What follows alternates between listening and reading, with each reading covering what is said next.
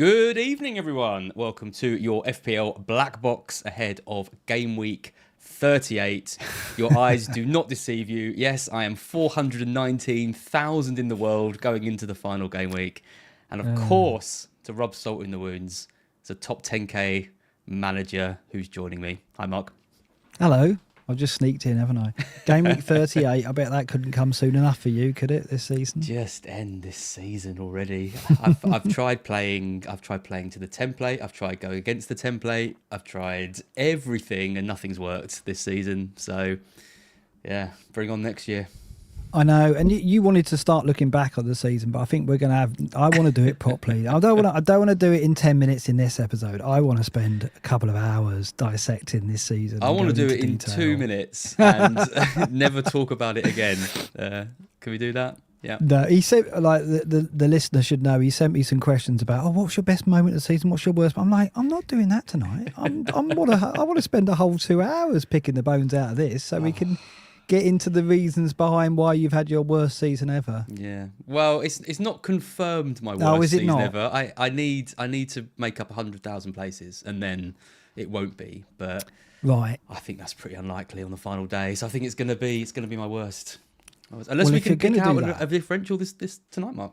Exactly. If you're going to do that, it's a last throw of the dice, hence the name of the show tonight. Are you up for that? Are you up for taking a few differential punts? I've been doing it so far, haven't I? I've Palmer captain twice and going against Jackson and Robertson coming in. I have to say I don't feel like I've gone down with a whimper just doing what everyone else is doing. I've gone down with a whimper in other ways, but I have tried to turn things around, and it just hasn't worked out. And yeah, we're talking about. I mean, this week was a funny week, wasn't it? Because I'm seeing big scores of 115, 120 points and red arrows around. Very weird. Yeah, I mean, it was a good game week for me, but normally when you score big like that, it's a source of major celebration. But there were bench boosts everywhere. 84% of the top 10k bench boosting. So even though I finished in the top 150k or something for the game week, I only got a 20% rank rise because everyone around me was doing well as well. And that's kind of the story of the season, isn't it? We knew we were going into this phase where if you're sitting where I am or even in the top 100k, a lot of the managers around you have got similar teams or doing similar things. The gains aren't huge. The gains are quite marginal. But that's what's so nice about Game Week 38, because I think that everyone can kind of contemplate taking a risk or two, I think, knowing that they're not carrying those differentials for any further game weeks. It's just about the last week. And as we know, some funny things can happen on I do love Game Week 38. It's the best day of the season, I think. And well, it was for you last time. It's not going to be the same unless I can claw up a 250 point deficit in 1 week. It's not going to be the same as last year. When you beat me by 1 point. Oh, that's nice of you to mention. God, yes. That feels like a bloody long time ago now. I'll tell you that. Dr. David asks, is Mark promoted to the Elite 64? You Not are yet. just in the top 10, aren't you? I know. It's me and Greyhead going to 10th spot. I didn't know it was 10 went up. So because I was looking at it going, I've got to come in the top 6. So I'm going to have to take a few punts to get in the top 6. But now I know it's 10 and I'm sitting in 10th. I'm like, maybe I'll just play safe. But don't worry, I'm not going to. But, and Dr. David says, I think you're officially relegated from the Elite 64. Yes. Oh, are we going to swap? Yes, so we could potentially be swapping. That makes it even better, doesn't it? I'm going to say wave on the way past if I go up. I have been promoted from that qualifiers league before, though. So I need another top 5k season like I had a few years ago. But haven't we done this once already? I've gone up and you've gone down, and that was the opposite happened. Yeah, that was my good season when you came down. Yeah. These are good memories, but it's all about now, isn't it? It's all about the future. It is. You're only as good as this season. I'm not going to let you look back and take solace in that. No way at all. Tonight we're obviously going to review our game weeks. We're going to look at some data. I think we're going to focus on differentials, aren't we? Are we going to go through all the player tables? All that? I think we should just focus on. We got them. Well, okay. We can come back to them. There's a few. I think I want to focus on differentials. I've done a couple of. I watched the Scoutcast in the week, and Seb did an excellent group of tables on differentials. So I've just unashamedly just copied it and done our own tables. Yeah. Added a few players that they didn't have to make it look like it's our own table, of course, like we always do. But hands up, I completely plagiarised it. But that's what you get for going later in the week. Well, exactly. You get to take that's how we made a name for ourselves, isn't it? Good. Yes. Before we do that, let's just go for our talk through our lovely sponsor for this episode, which is, of course, Manscaped. Anyone who's familiar with the show knows Manscaped have been a great partner for us both last season and this year. They are the top of the range male grooming products going forward. I have to say, Mark, you're looking very well groomed from the waist up that I can see.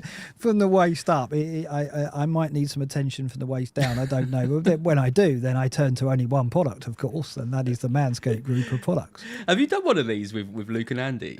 Yeah. No. How did it go? Were they very uncomfortable? They're very uncomfortable. I just imagine you talking about your groinal area and how they would react to that. Be quite amusing. Yes. Yeah. Well, I will be around Luke and Andy talking about my groin at some point, I'm sure. So.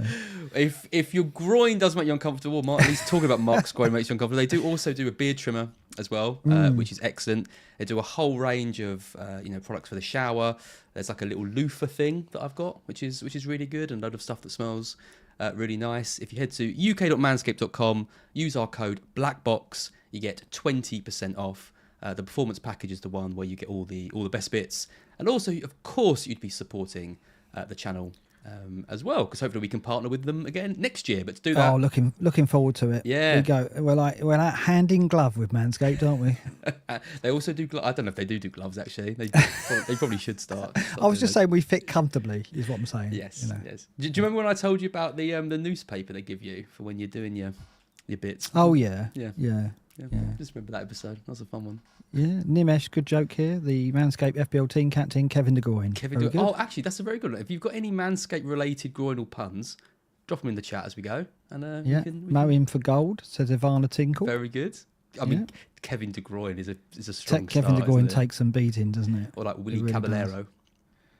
What's that? Willie Caballero? The old Man City. The old Man City. Willie Caballero. Willy Bolly, can we get that? Willy Bolly, yeah. Very good. Yeah, we could go on all night like this. So let's get on to some serious stuff, shall we? Not that Manscaped isn't serious; it's a very serious product. uk.manscaped.com. Use our code BlackBox for 20% off. This was my game week. Then 111 points, which I mean, I reckon in normal season, in a previous season, that would have been enough for a decent green at 400k. But nope, it's a small red. From 380k to 419. I went for Palmer over Haaland. There wasn't much in that in the end. Haaland left it bloody late though, didn't he? I thought I was onto something there until his 2-goal cameo in the second half of the final game of the double game week. Petrovic and Romero came in. Just another example of awful transfers that I made.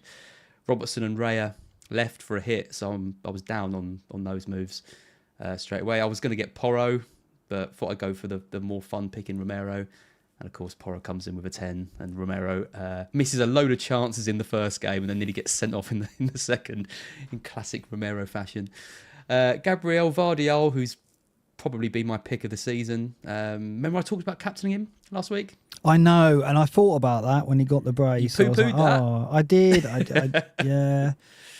I don't. I mean, there's been a few occasions where you've done that. You've picked out some inspirational punts and then not gone for it, and then they've come in. And you haven't followed your nose. I've got to be honest. I wasn't close to captaining him. Well, you're not. I was between Haaland, Palmer, and Foden. If you captain a defender and then they come, they concede in both games. I thought Spurs would score, so I thought at least one of those games would not be a clean sheet. I was expecting 2 goals in the first. But if anyone did captain him, I've seen some few people who I think above average FPL captained him. Well great done. shout on that. Son with the 4, Foden with the 11, Palmer, Gordon. Saka was really disappointing as well, because obviously I've held on to him, hoping that all the people bench boosting would be getting like all these double game week players. Just 2 points from him, and another wincing injury at the end, and now he's got another yellow flag going into the final day. And then Haaland and Isak up top. Isak, disappointing for anyone who used their captaincy on him. I saw a few triple captains on Isak as well. Be very disappointed with that. Dear me. We have a super chat alert. We do. It is Emery Kappa. If you make a note of that, it's made a note of. We'll come back to end it of the show. at the end. Anything to say about my crap week? I was surprised you went Romero and Petrovic. I guess they were against, to some extent, against the bench boost selections. Not many went Romero, maybe. I thought you might be a bit wilder with your picks, with your transfers, but I guess that's as wild as it can get at this stage. I was struggling to see anyone to kind of go defenders, for. wasn't it? We said there wasn't, you couldn't get to Trent, could you, I guess, but not that would have come in. But I went Raya to Petrovic to free up an Arsenal mid spot for the final game week. Right. And I thought Petrovic I thought Arsenal would win that game, but I kind of thought they would blitz Man U and then Raya would get, just the 6, or maybe even Man United would score. And in the end, he got 5, which wasn't a disaster. Petrovic getting 3 was really disappointing, especially when he was 2 minutes away from a clean sheet in the game last night. Brighton, awful. Was it like 8 minutes into injury time? Was it? Bloody Reece James, can blame him. And Romero was just a punt. There's, I was looking at him. I was looking at Cucurella. I wanted to avoid Porro because I knew everyone had him, and it just didn't work out. So yeah, another series of bad transfers. On the other hand, though, Mr. Mark Sutherns, 141. All right. Bloody hell. Yeah, Petrovic with the 3. Gavardio. You don't deserve him. 27. You got him late. I was talking. I got to credit you with this because I was talking. I did a late tackle with Andy, and I was going, "Yeah, Walker, you're right, Andy. I think Walker as well," because he was like recommending Walker, and I was like fully behind that over Vardiol. And then I think we ended up on WhatsApp chat, and I said, "Oh yeah, I'm going to do Walker in," and you went, "Oh, surely you go Vardiol for the upside." And I was like, "You know what? He's right. I know I should go the upside." All the times you've kicked yourself not going for the upside. Yeah, so I did, and followed your advice, and there you go. 26. So you helped me there. Well done. Thank you. You seem to be making great decisions for my team, so that's brilliant. I think we've said that for a few seasons now. I can't get right for myself. Romero 2, Pedro Porro, everyone had him, of course, apart from has 10 points. Gordon 8 points, Palmer 14, Foden 11, Son 4.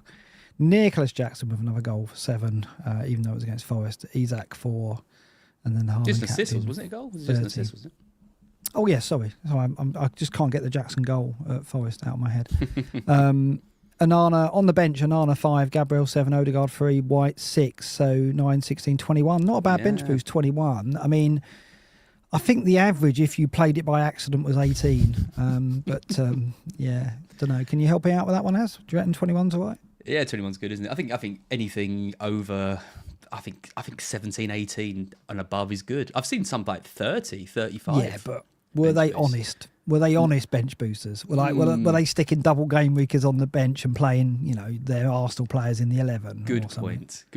No, I saw one that was like 50. It had like Palmer, Haaland, and someone else. Come on. I think Gianni's a bit of a bad egg with stuff like that. I look at mine and it's an honest one. I would all single game weekers apart from Onana, right? Yeah. So I think that's 21. I'm happy with that, to be honest. Yeah, 20 points. Jackson. I just want to talk about Jackson quickly. I'm going to have a little moan here because when I chose to go against Jackson, I know he had 2 more games than Ollie Watkins, who I bought in, and I still went against him. Why? All of Jackson's points have come in that single game week against West Ham. All he's got is a goal and an assist in the other 2 extra games that he had, and Watkins has got 1 assist over that time. Now, would you have thought, when you were buying Jackson, that all the points would come in that single game? You're buying him for the double game weeks. Yeah, and they all come in that single game week. I'm fuming. You did start to see Chelsea kind of click a bit, and they have, haven't they? The double game weeks for Chelsea have coincided with, rather than that, the extra matches putting strain on them and leading to inconsistency and patchy performances. They've actually, really kept up a high level of performance, certainly in terms of attacking areas. And they, won a lot of those games. So it did work out well to go big on Chelsea during this phase, particularly obviously if you went Jackson and Palmer rather than, you wouldn't be going 2 of their defenders, would you? So most who wildcarded or invested in the double game week went Jackson and Palmer. I don't know why you didn't go with him. The 2 extra games as well. Come on. I mean, even a stop clock tells the right time twice a day, and even Jackson can score if you get in 2 extra games. He didn't get those points in those 2 games. Wow. This is what annoys me so much. I had Watkins up against Chelsea at home and Brighton away, and he blanked in both of them. Absolute nightmare. Anyway, Another thing for the retro episode. This is the great and the good. These are the current standings. You're having a great season, but you're only 5th in this. I know. Look at the standard above me. I mean, how can Ben Crellin sleep at night? He's gone down 81 places. I hope he's beating himself up about that. Decent bench boost for him. 21, same as you. Yeah. I mean, that's the average bench boost there. I mean, I'll be looking into this Slippers bench boost 36. Let's go and have a look at his team and see how honest that is. And let's see how it I think we know how honest that is. Yeah, I think we know where Andy's coming from. But yeah, I mean, it's a very high quality in the great and the good this season. Like, there's 5 managers in the top 10k. I don't know if that's happened before. The standard is always high, but I don't know if we've had 5 managers in the top 10k going into the final game week. And Tom and Joe could yet make it if they really push it. I don't think Joe will push it though. It's not in his nature, is it? Well, it'd be interesting to see if he does, because he could make. He's got his 100k finish well in the bag. So you know what Joe's like. He likes to finish 100k. He might really go for it the final game week. If you're 20k, 19k, you might as well, mightn't you? Because to get into the top 10k, just to get 4 digits is just nice. So even if you go for it, you're not going to do worse than 50, are you? So no. To push for 10k, I'd probably go for it. Yeah, I think I've been in that position before and it's gone wrong. I've never been able to push into the top 10k that late from there. But I think you've got to roll the dice. And yeah, a lot of green. I would say, you're down there. Thank goodness for FPL Guns. He won it last year, though, so he can afford to take it easy. Yeah, I've got no excuse. You didn't win it last year, so no. But I'm not happy to see Finn solely down here. But Finn is, one of the best FPL managers of all time, and at least he's struggled this season as well. So we'll take that. Bad week for Andy. Bought in Wilson. I bet you're enjoying that, aren't you? Watching him drop down towards you a bit. Yeah, it hasn't dropped enough for me to be that happy. Right. But he got Wilson, didn't he? And only 13 points on the bench boost. So he won't be too happy with that. Seb's still got his. Has he? Is he going to play at 38, is he? Yeah, very good. He's still got his bench boost. So right, interesting. Yeah, I did look at that and think, 38 is not a bad week to play it either. It just feels easier, doesn't it, when you've got double game week players?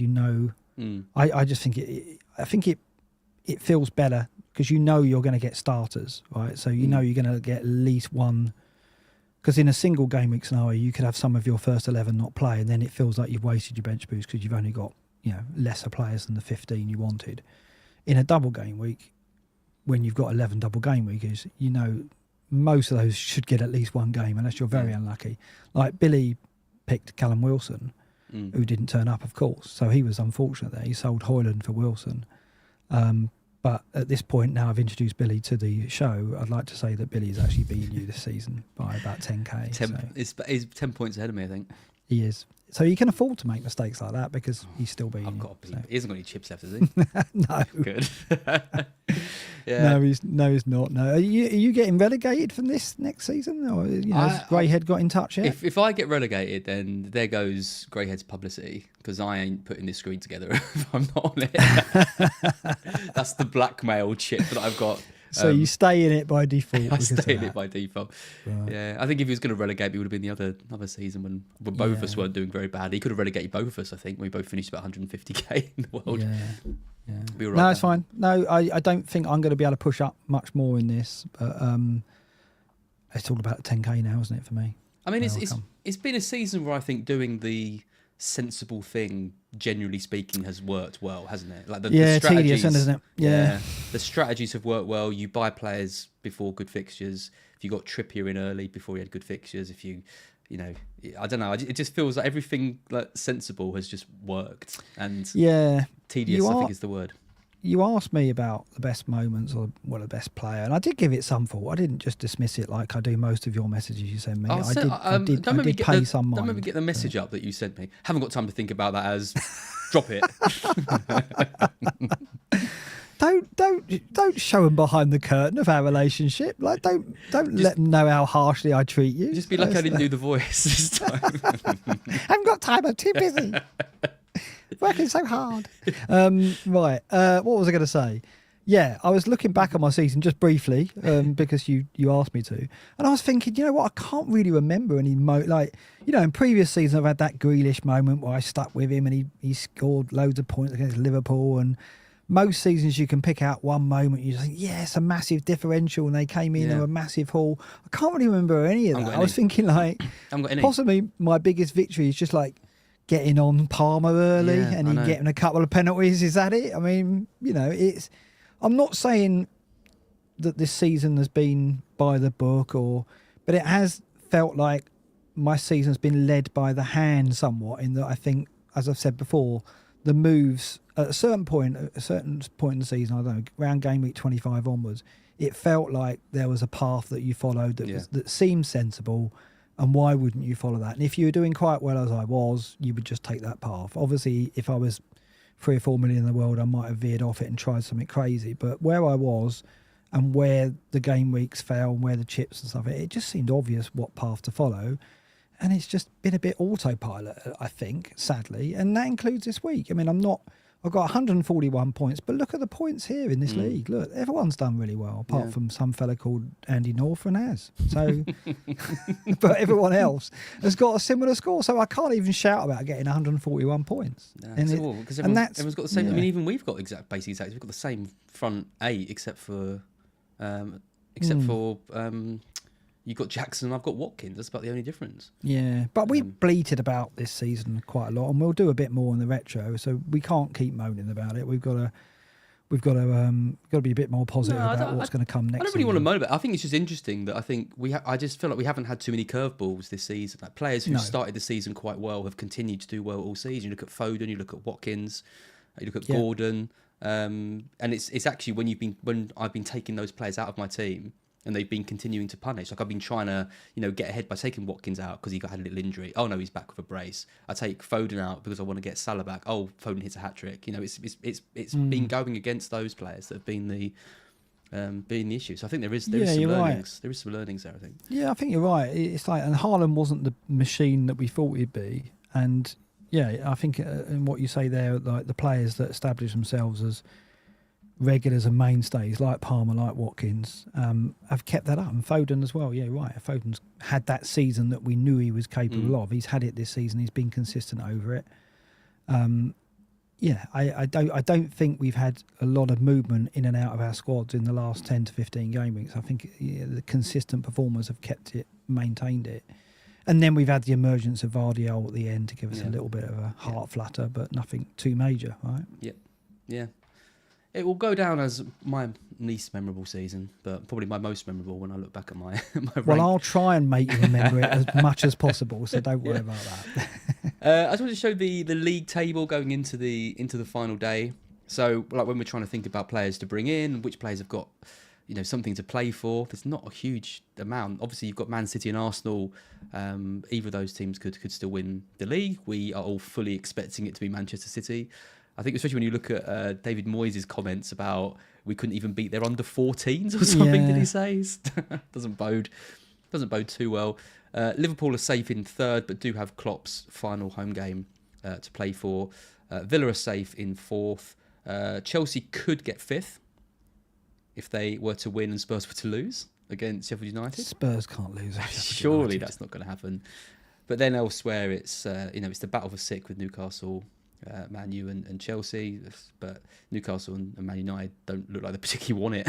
I wouldn't say. And then down the bottom, the relegation spots are already confirmed. So what teams are you looking at for the final day? Unless there's a massive 12-goal swing between Forest and Luton, which I wouldn't rule out. But imagine that. Which teams am I looking at here? I guess you're looking at motivation or lack of motivation, aren't you? For me, I think Man City and Arsenal both win. I don't think there's anything there. Klopp's final game, Anfield, Liverpool should win. You'd expect that as well. Villa going to Palace, they're safe. They've got the Champions League spot, and they're up against a Palace side in a great deal of form. So I think that's why Palace looks attractive. So I expect an open game. Hopefully the attacking players come into the fore there rather than it being a 0-0 or something. Spurs, I'd expect them to beat Sheffield United by default because Sheffield United are so poor, and Chelsea to win. Newcastle, That's a tough one to predict. They're tough to isn't it? predict. Yeah, they are. And the same for United at Brighton. I mean, I guess you go with Brighton. Brighton are literally on the beach. They start near the beach and they're on it permanently. But I think Brighton might raise it for the final game. We were poor. Very poor against Chelsea. Yeah, I think the teams that stand out are obviously City and Arsenal and Liverpool, because we think they're going to win, and Palace because of the form and the fact that Villa are already over the line. I mean, if you're really feeling punty, you can go for a Forest player at Burnley. I expect us to score a few goals, and a Luton player at home to Fulham, because they've got to score goals, and they might. Surely they're going to try. At least. Well, I know, but I mean, they're going to want to go down with a bang, aren't they? So I think they will score a few goals. I think we'll see goals there. As a rule, we normally see plenty of goals, don't we, on the final day? So attacking players, that's where you're going to invest, and. Yeah, some of those sides I've mentioned are where we're going to look, I think. They'll be gutted if they go down on goal difference, because they've had a couple of games within their grasp, haven't they, of winning Luton. So have Forest. We've how many times have Forest lost 3-2 this season? 9, I think it is. True. But so, yeah. Speaking of Forest, you will probably end up finishing 17th unless you do get relegated, which looks very unlikely. My team, Brighton, we're currently in 10th. If that, we could lose that and end up anywhere between 13th or if we win, if we win, we'll get 10th, I imagine. But I don't know. There's not much in it. It'd be good for us to finish in the top half of the league, but who cares at this point? Forest, though, disappointing season. Horrible season. I don't really want to dwell on it, to be honest, because obviously off the pitch as well, the VAR scandal. Now we're moving ground, season ticket prices up, points penalty. It's just been littered with stuff on and off the pitch that's been unfortunate. Through that, do I want Nuno to stay? I like him as a person. I want him to succeed. I don't know if there's anyone better out there we can get, so I probably do want him to stay. Really? That's interesting. I think so, unless, Marinakis would make the decision. I don't think he's awful. I don't think that's the case, but he doesn't excite me, and he does worry me sometimes with his hesitancy when, I saw it against Chelsea. Pochettino made changes. It changed the whole landscape of the match, and Nuno took a while to adjust, and in that time we went 3-2 down. And I think that's what we've seen. He's not dynamic enough of his changes. He doesn't move positively to the match state, I don't think. I don't know whether that's what other clubs found with him, Wolves and Spurs. But he's a good person, and I haven't got that same connection to him as I have Cooper, but for stability's sake, I want him to stay, I think. But I don't think he will. I think Marinakis will get him out and have another name in mind. How many points did you get deducted? Was it 8? Yeah. 4. 4, okay. So if you had your 4 points, you'd have 33 points. In pretty much any other season, you'd have been comfortably relegated. So you're very lucky that you've had 3. And Leeds are winning 4-0, so they're coming up probably. Yeah. And so Leicester, Leeds and Ipswich will probably be tougher than Luton, Burnley, Sheffield United. So we're in a lot of trouble. Yeah. What do you need in the summer? How long have we got? Well, we need a number 6. We need a backup for Awani, and we probably need another winger. That's about it. If we keep Sells in goals, all right. I mean, I think we got the makings of a side that can hold its own, but it's going to be really tough because it's going to be a strong division next season. And from an FPL perspective, I think Leicester, Leeds, Ipswich, they're all going to have players that we're going to have a look at. I think where Luton, Burnley, Sheffield United really didn't. I think there's a lot more FPL promise in the 3 teams coming up. Myself, certainly Leicester and Leeds. Well, James Harding says, excuse me, Southampton could be promoted. They even beat Leeds in the last game of the season. Don't write them off. Yeah, no, I just think, the popular choice is that Leeds will make it. They're winning tonight. I don't know. I mean, Southampton are a good side. They've impressed me when they've played as well. I would prefer Southampton coming up than Leeds for sure from a Forest perspective, because I think Leeds will probably invest big, whereas I don't know if Southampton can. So, yeah, it's going to be really interesting next season, I think. But for Forest, we're going to be favourites to be in the bottom 3, I think. Well, it's be interesting to see what happens with Brighton as well, because we could end up in a relegation battle next year. If the way things have been going the last... I mean, this isn't just a bit of a dip in form. This is now months of poor performances, really. The occasional okay one. I know we've had loads of injuries, but... De Zerbi's stock has tanked massively. It looks like he's gonna stay just because he's not gonna have any opportunities to go elsewhere.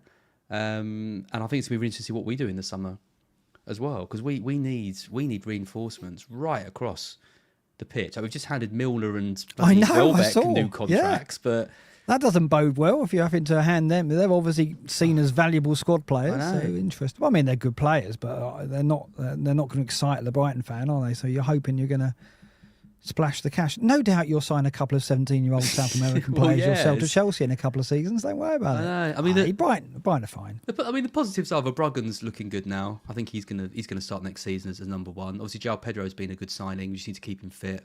We're going to get players back. Matoma, March have been just massive misses for us this season. We need to get Ferguson firing again. I think that's going to be what decides. He's been poor. I think that's going to be what decides De Zerbi's reign at Brighton. Is if he can't it's injuries get the tune, though, isn't it? It is, yeah. But he needs to, injuries and confidence or whatever. He needs to get him back.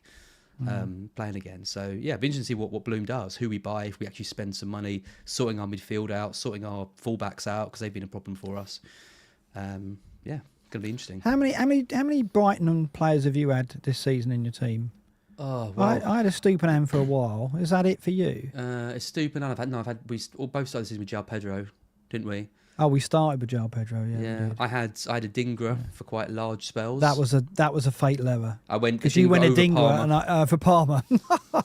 God. Yeah. We don't have to look too far to see where it started going wrong. That was a disaster. That was the beginning of the end. Yes. Yeah. It's just those three. There hasn't really been any other. I didn't start with Matoma. A lot of people started with Matoma and did well from him initially. Remember his goal against Wolves? We were watching it at yours in your shed. Yeah, that was a low moment because Stupinan was on my bench and he got 11 points, that's right. didn't he? Yeah. Oh, those were good times. That's when I was ahead of you. It was the last time I was ahead of you. Yeah. And then the following week, I benched Cash and he got 17 points. Oh, all of that, and he's still aiming to finish in the top 10k. Yeah, let's move on. Let's move on. Let's take a look at some team data then. Let's look at the defence to start with. So only one more game week to go. This is probably not going to change a huge amount.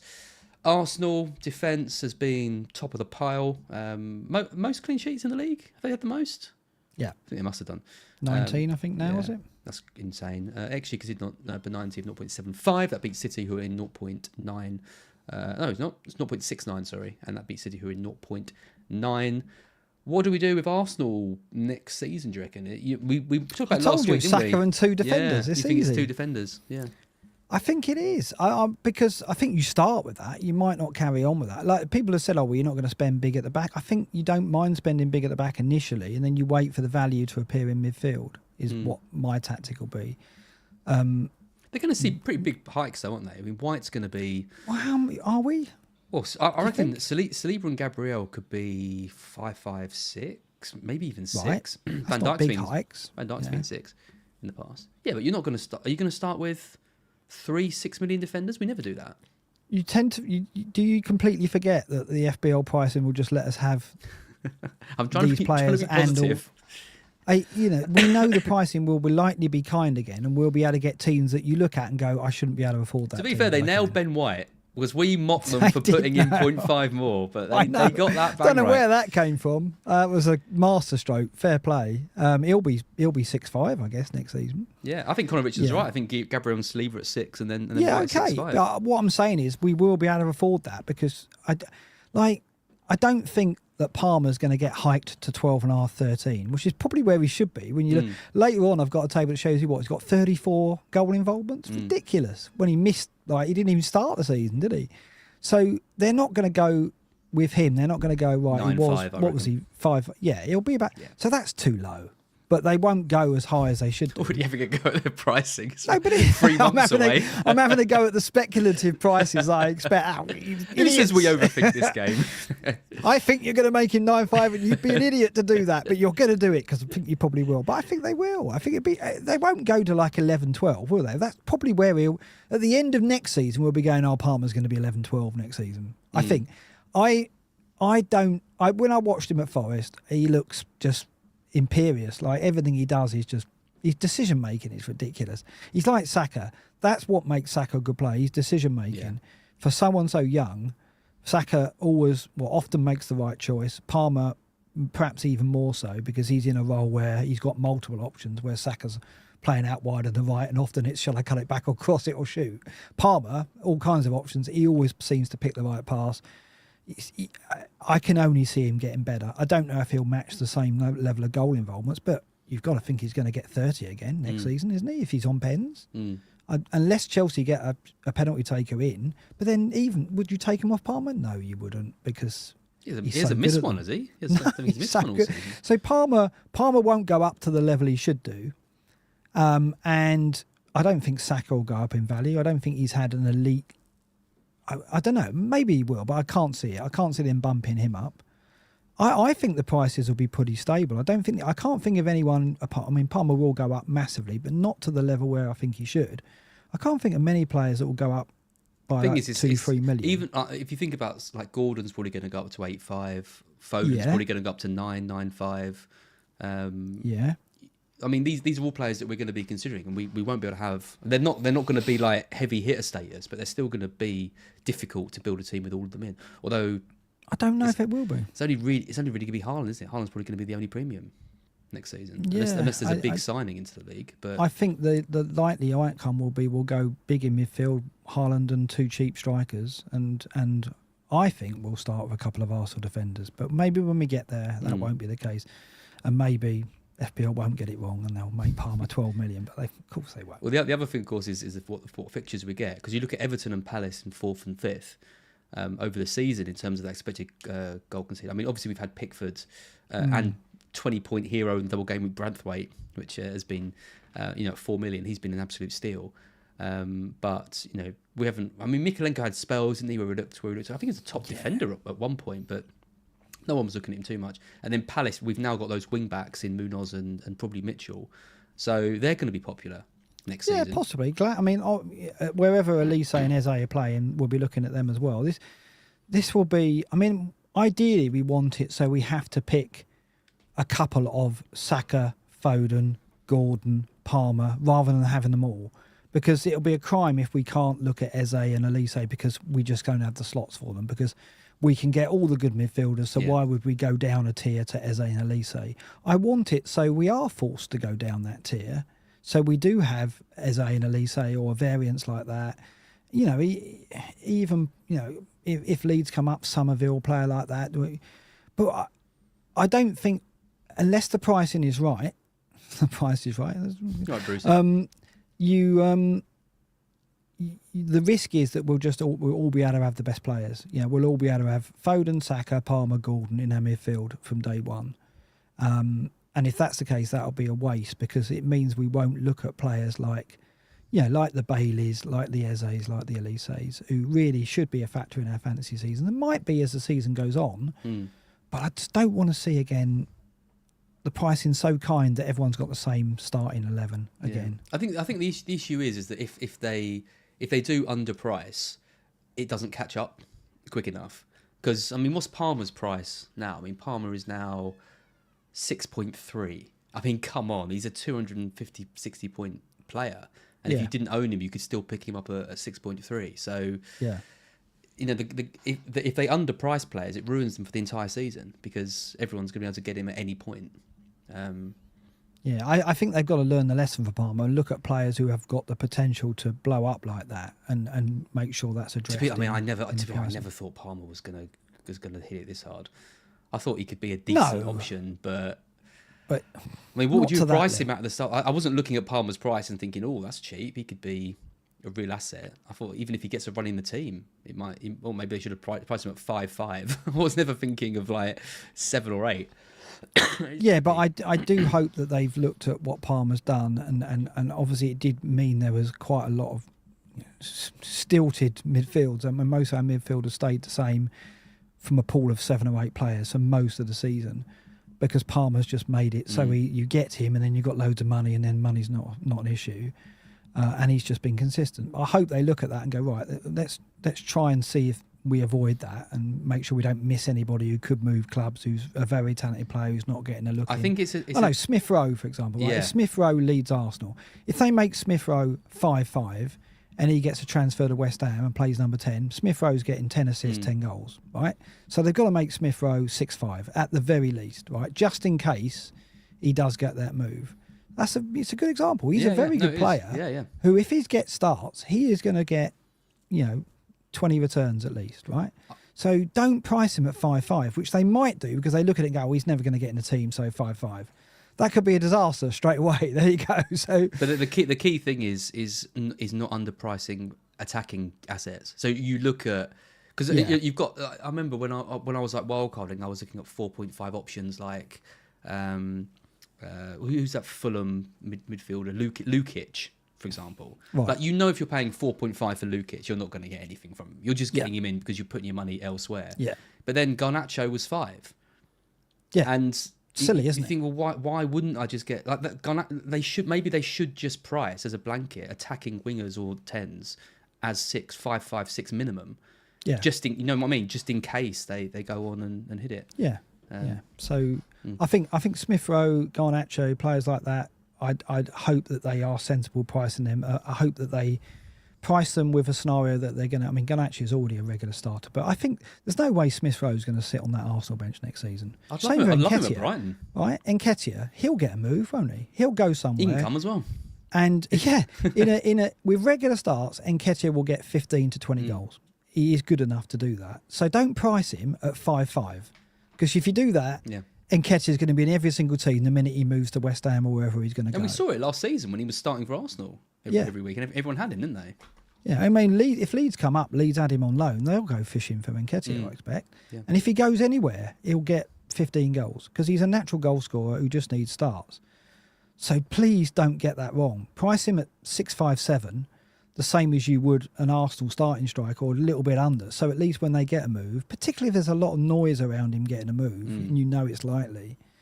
I mean, if you're absolutely certain Nketiah stays at Arsenal, okay, 6.5. But if there's talk of him moving, think about making him 7, because otherwise it's going to break the game if he's 5.5. Lewis Robinson saying Nketiah isn't getting 15, 20 goals. I would have said that about Solanke. I would have said that about Palmer. He could. I would have said that about a lot of players who have got 15, 20 goals this season. I think Nketiah's got 15 to 20 goals, Premier League goals in him in a season at some point in his career. I think he's a good goal scorer, but he just needs starts and someone put faith in him. Would you have said Watkins was going to get close to 40 goal involvements this season, or Gordon was going to get 30? It's a crazy game. Never say never. Only other two teams I want to mention here are Spurs and Manchester United. I think when we're looking at teams that are going to be investing in the summer, I think surely that kind of has to be their priority in fixing those leaky defences. Spurs maybe won't, because that isn't the way Ange wants to play. Do you want to talk about Ange? Oh. Well, we brought it up last week, didn't we? Saying he was getting very antsy with people. Yeah. And then he did it again before the game, I think, against... Was it after the game against Burnley? And then he got antsy again with fans before the game. And then after the Man City game, he's blaming the fans. He's on the touchline shouting at them.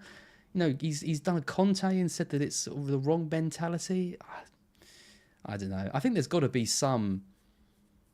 why has he got to be so aggressive about it? I know Spurs like to lose, and he probably wants to change that kind of mentality. Yeah. But at the same time, obviously, it's like he doesn't understand the derby situation. Like, there's going to be fans that don't want Arsenal to win the league. That's just obvious. Of course, but he's a winner, isn't he? And I think that winning mentality is in him, that he can't.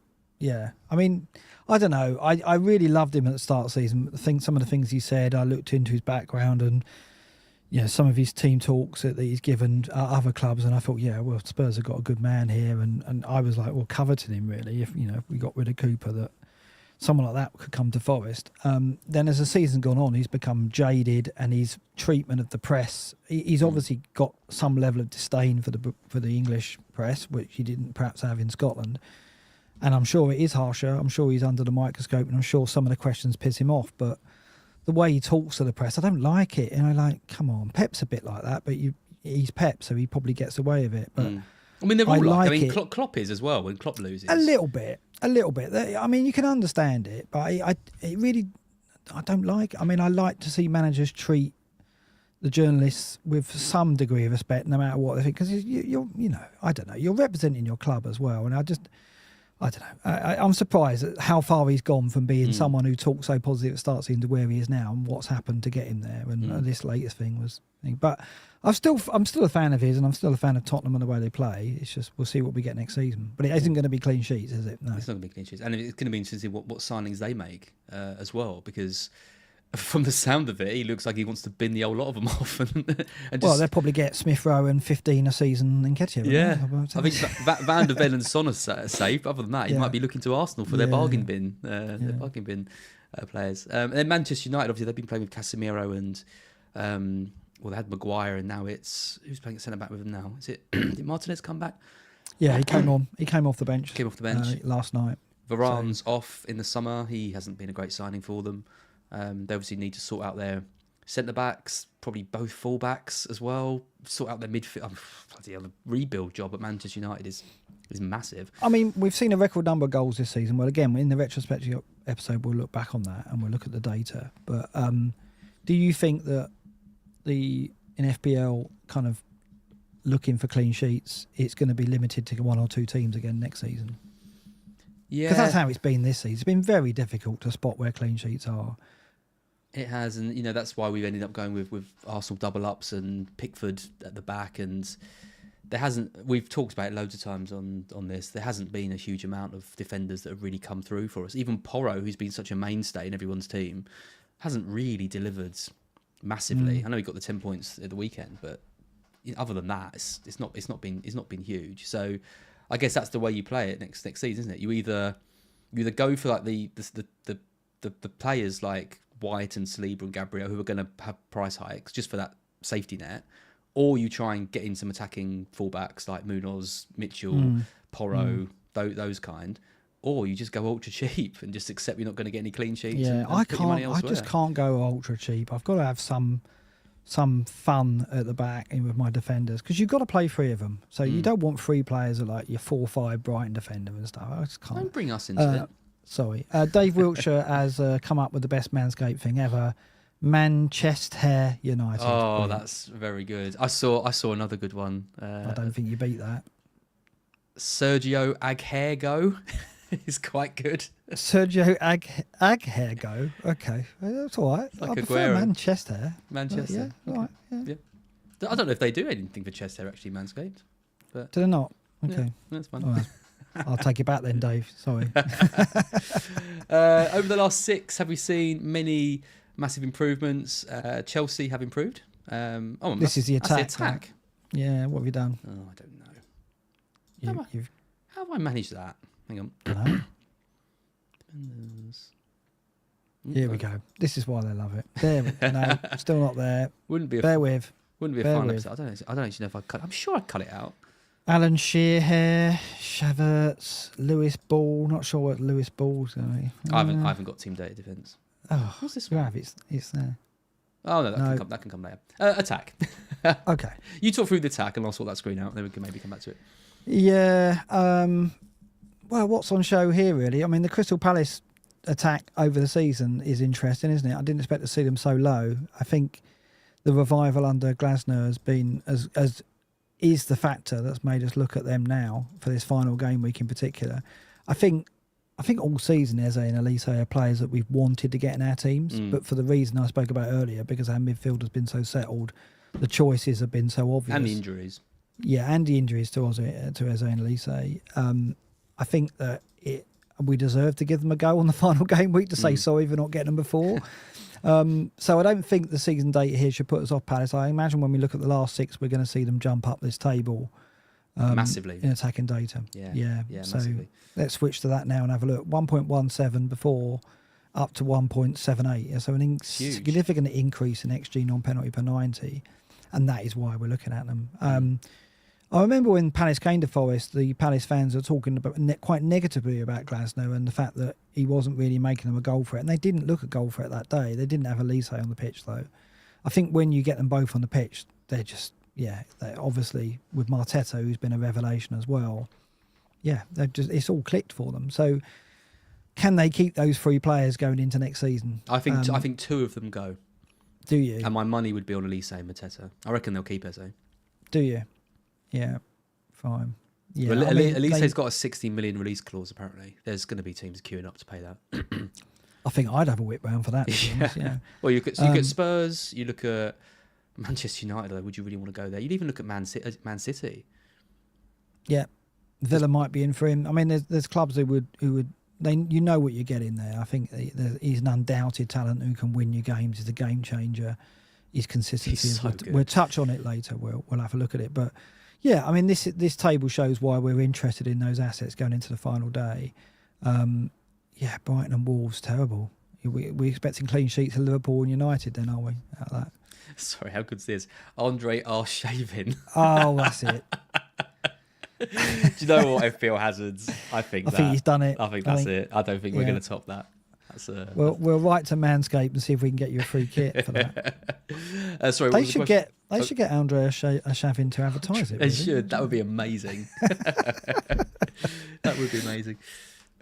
Sorry, what was your question? I was saying Brighton Wolves. Are we looking at clean sheets for Liverpool and United? You've got to, haven't you? I mean, look at that. I mean, you talk about should I play a Nana then? Yeah, well, we all kind of noted weeks ago. Look, we're looking at the teams that are on the beach, and I think both of us earmarked Brighton and Wolves because it's very unlikely that we were going to. I think we were the first teams to not really be able to move too much around the table. This was like 7 or 8 weeks ago. And since then, it's just been an absolute disaster for both clubs. We managed a point against Newcastle. And we've had a couple of games where we've played quite well. But look at that. I mean, that is an unbelievably bad set of numbers for both Brighton and Wolves, who have had spells this season with good attacking play. Good players, good attacking players. For the podcast, it's 1.10 XG on penalty per 90 for Brighton and 0.82 for Wolves. And over the season, Brighton at 1.38 and Wolves at 1.19. So it's a pretty significant drop down. Yeah. Yeah, it doesn't bode well final day for that. But I just think, the Brighton crowd, United are vulnerable. They're not solid at the back. I do expect Brighton to score. Wolves at Anfield, no, probably a clean sheet, which makes us think about obviously Trent. Right? Could he be the one? Everyone's talking about Salah. I think everyone's going to Salah. If I'm buying one, there, I think it's Trent. I'm buying. Do you?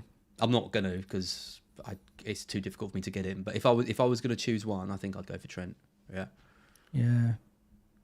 Yeah, in fact, we can come straight over. We mentioned kind of not talking about these, but if we look at defenders over the season, we would expect Trent to feature highly. He's third over the season. Over the last 6 game weeks, he's still third. He's consistent. So he's if you without massive returns though, just one goal in 5 starts. Well, it's a disappointing return from over the season as well. I mean, 3 goals, 5 assists. That's not great. Where do you think his price will be? Because 8.5, it will come down, right? 7.5? 7.5. Yeah, I think probably down to 7, maybe even 7. Does he deserve to be more than that? These underlying numbers aren't screaming huge haul. I think you're bringing down to 7. New manager, you don't know where he's going to play as such. Why not bring him down to 7? Make it interesting because. It's like I said about earlier. It's like if you need to draw people away from the template in midfield, because the template in midfield, if it's too easy to get to, that will set the trend for our teams. It will mean Haaland and 2 cheap strikers, 1 Arsenal, 1 City, and the rest cheap. But if you make Trent a temptation, if you make him low enough, suddenly there'll be people going, well, I'm going to go Trent and sacrifice one of the big guns in midfield instead. And it creates that division. But if you make Trent 7.58, no one's going to do that. So bring him down to 7. Go and tempt us. That's what they've got to do. They've got to tempt us with these players, and that's what you want the pricing to do, rather than just give away the crown jewels like they've tended to do. So I really hope the Trent price is something that promotes variety. And if you make him 7, I think some people will fancy a punt on that. Maybe even lower than that. But 7, I think is he hasn't warranted an 8.5, has he? But his points per 90, I mean, at 5 is good. You look at Ben White, who's the top scoring defender. He's at 5.5. You look at the Arsenal centre backs, obviously great seasons. Gabriel's at 4.5, Saliba at 4.4. There's no other players, real regular players, who've played significant number of minutes that can match Trent at 5. And we both said he hasn't exactly had an amazing season. No, so when he plays, he's still getting points. Can he go up again next year? But with the new manager, you don't know where he's going to play tactically. If he's going to invert, or is he going to be in midfield?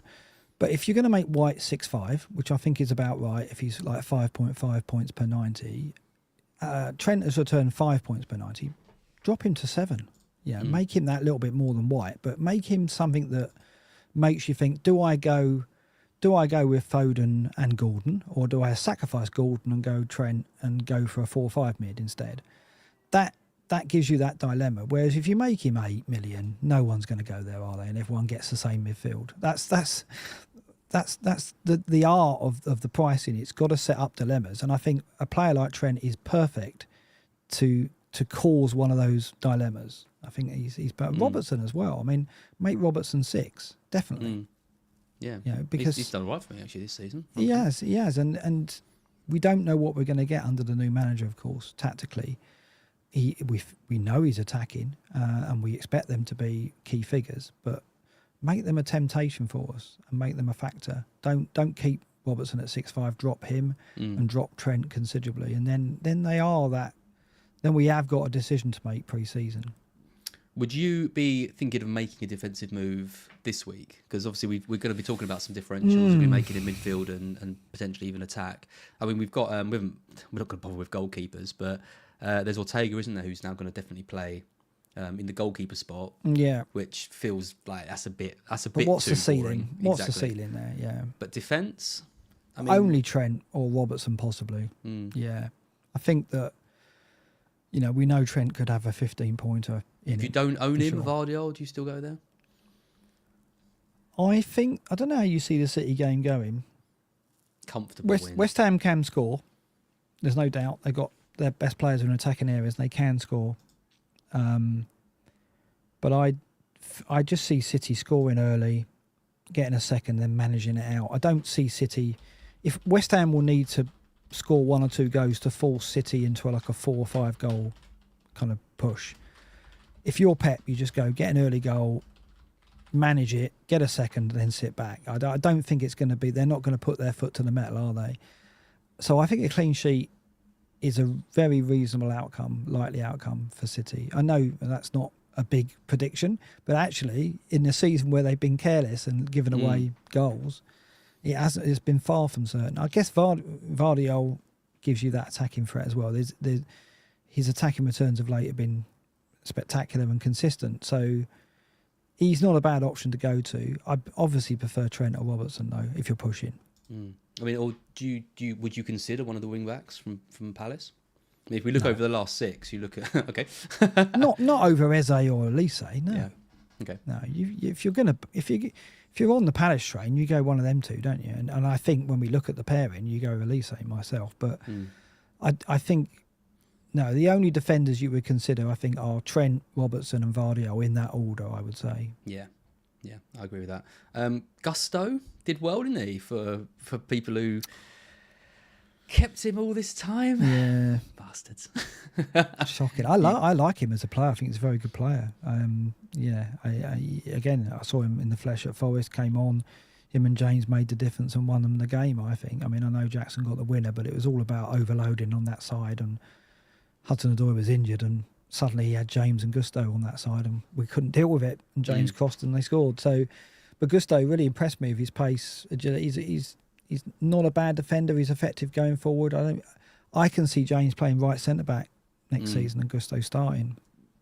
Yeah, and beginning of next season, James is going to be out, and then of course, Gusto might be an option for us. Yeah, Reece James isn't going to be there for the first 3 games, is he? Yeah. So at least he gets a bit more of a rest because we know he needs to protect himself. At least we haven't got that dilemma game week 1, have we? Yeah, I know. We can forget him. I'll probably end up with my bench, like 3rd bench, waiting for him to come back or something like that. I mean, I hope they make him about 5 million, 5.5. That'd be good as well. I think they should. Yeah. Barco's one to watch maybe for next season as well, depending what happens with Estupinan. I've been quite impressed with him actually since he's played. He's only young. He's not one of our 17, 18-year-old kids that we've signed. I think he's got potential, but obviously one to watch, not one for now. Van der Ven at left back against Sheffield United. 2. Didn't work for me. He's a centre back. Clearly, looked good for that 15 minutes against Burnley, and then looked a bit. Well, I guess you're playing Man City, aren't you? So it's a bit difficult. I think we're going to get the same next season from the Spurs defence. Some goals, some attacking potential, and they'll be there in our teams every now and then. Certainly for double game weeks. I don't see them being in our starting 11s from game week 1. Yeah, Porro maybe, but I don't know about you. I don't think Porro did quite enough really to get him in. Well, Porro's going to go up to 6 probably. Is he going to be worth 6? No. Nah. Well, he's not going to be Why? 5 Just again, is he? Keep him at 5-5. Keep him. He was 5. He was 5. Was he 5 this season? Yeah, he was 5 at the start of the season. I think What was his season data? Let's have a look at his returns. What has he got? 8 returns, I think, something like a that. bit more than that. 10. Yeah, 10 returns, 2 goals, 8 assists. Okay, so he was 5 at the start of the season, was he? Yeah.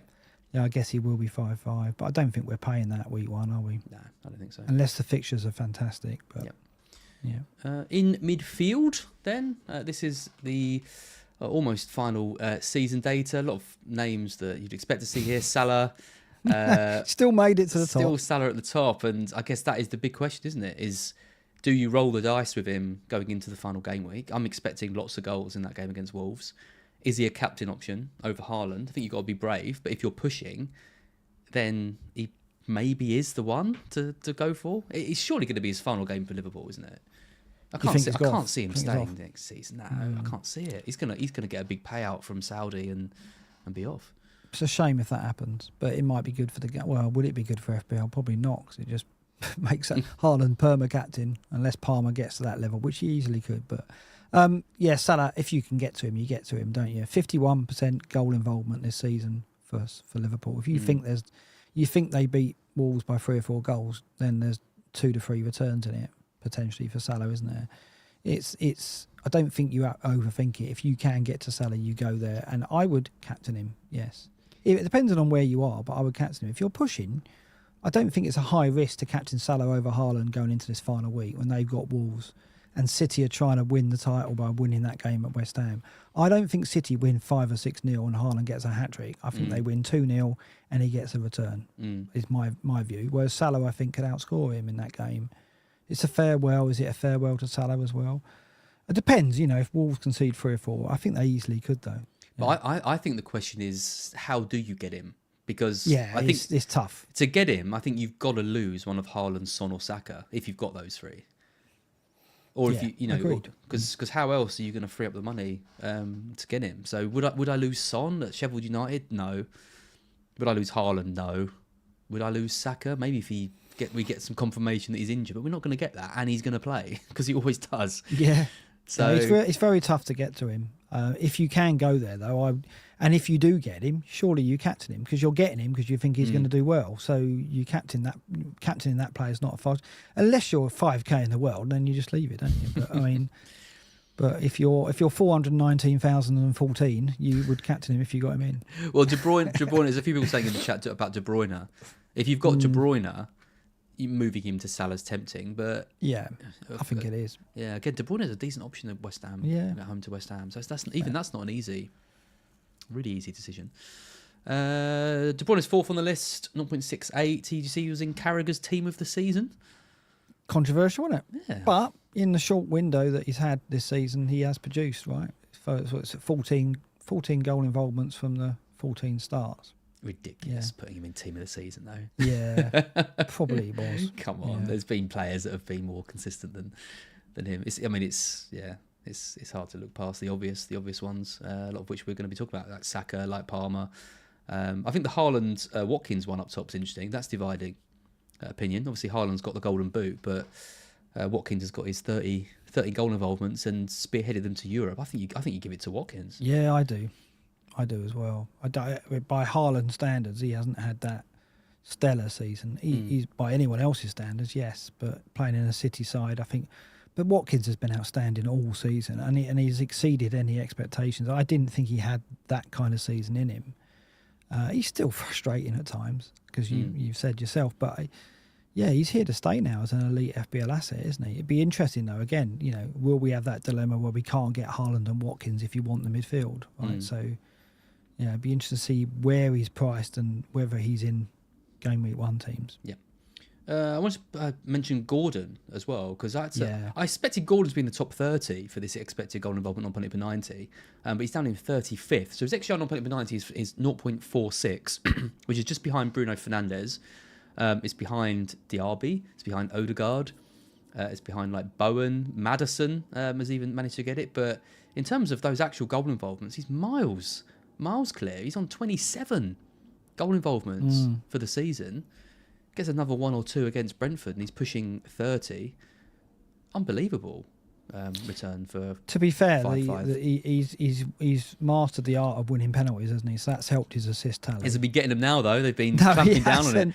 I mean, that was probably the most blatant one of the season with him. He has bought some really dodgy ones, to be fair. I think there's a few where he strategically placed his leg in the way of a swinging defender's leg, and but that one was clear, and I was really impressed. I haven't heard him interview post match. I thought he was excellent. He talks really well. Really well, and I really enjoyed how he put himself across there. In that he handled it really well. I think what he said made a lot of sense, and he was reasoned in how he was talking post match, considering they lost the game. I love him as a player. I think he's it has turned around for him, has it? In that.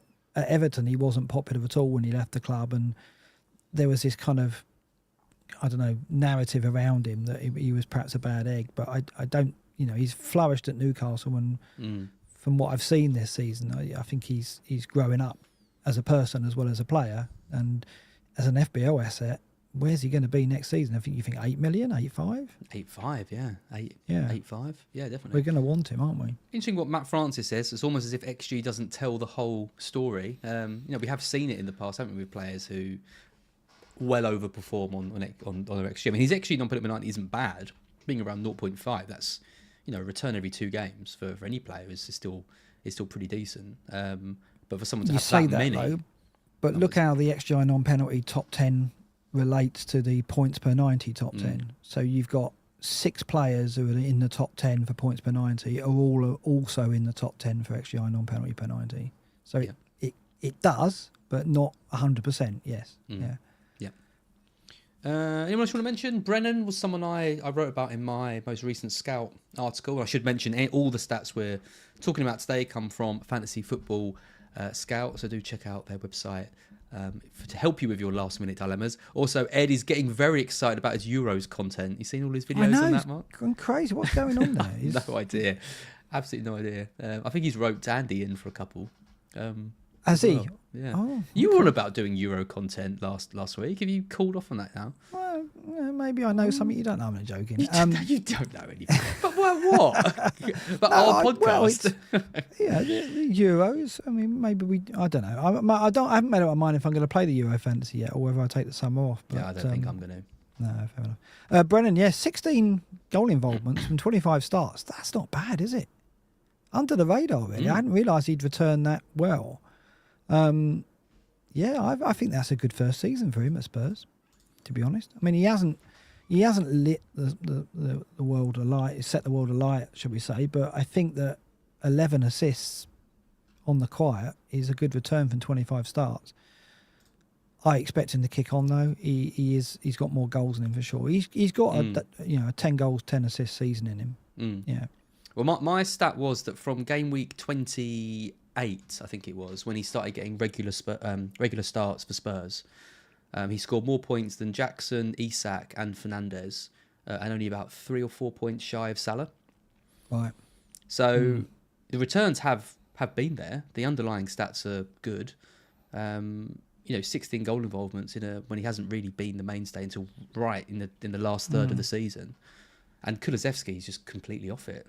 At the moment. But this is it. This is what I mean. I want Brennan to be a player we think about next season. But that's only going to happen if we can't get all the best midfielders and the midfield is just shut down as somewhere where you make changes. So there are so many good players in this area that you want variety to play a part in our seasons, don't you? The pricing will decide that. Bailey, we've mentioned. Brian Mbeumo could be fantastic. He could be on penalties next season for Brentford.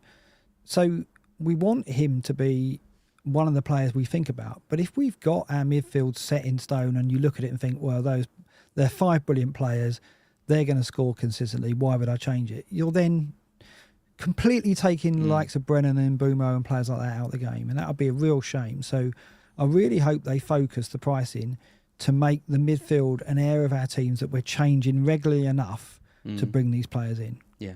No, well said. Yeah, I like that. Final player here, Gibbs White. 17 goal involvements for him over the season. Not bad. Never really been a factor for us, has he? There's never been any point where I've kind of been desperate to get him. I think the free hit in 29 was probably the closest I came to owning him. It's not bad, though. Nearly 20 goal involvements for a 5-5 starting midfielder. Yeah, and you know, he hasn't had... I think we've had one penalty.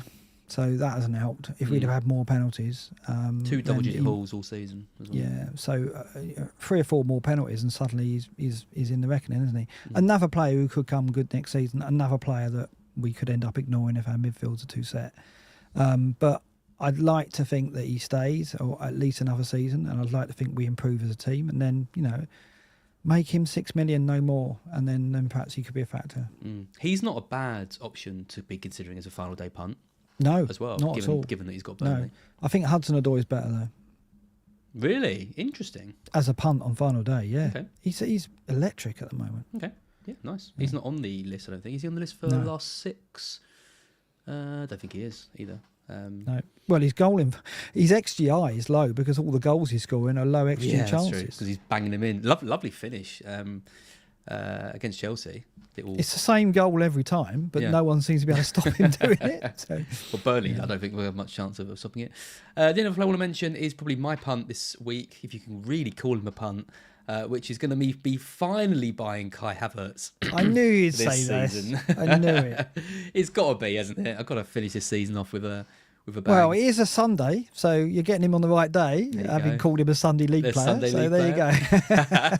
Well, he's eighth over the last 6 game weeks.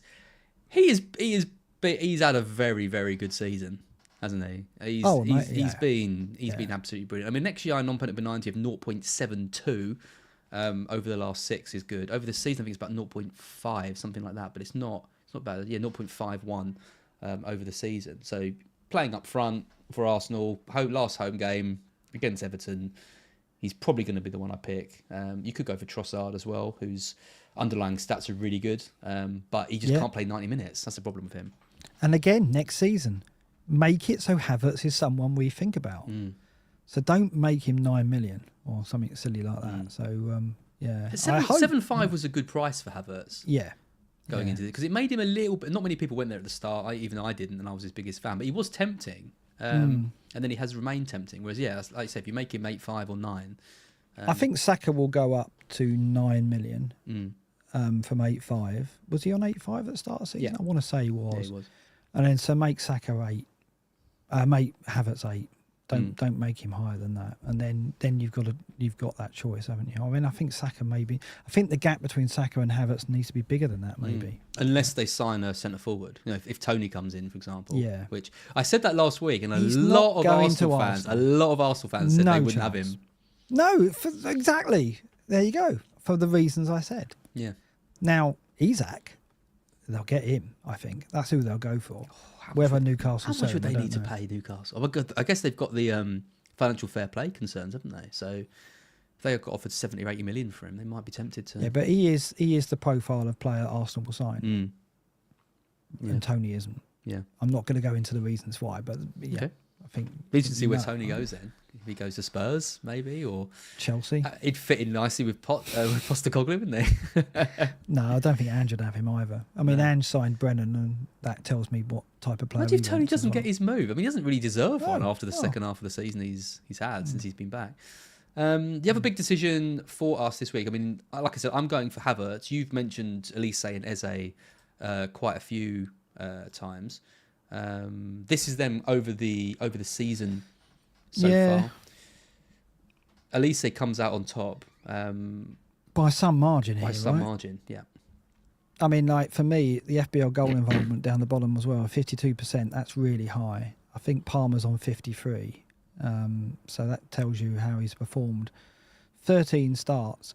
He's only blanked in 4 of his starts, right? And he's only blanked once at home, I think, Elise, in the starts he's had. I think he's only had 6 starts at home, and he's only blanked in 1. Obviously, Eze has the penalties, but I think for me, Elise is the option. I think he's got the higher ceiling myself for this game.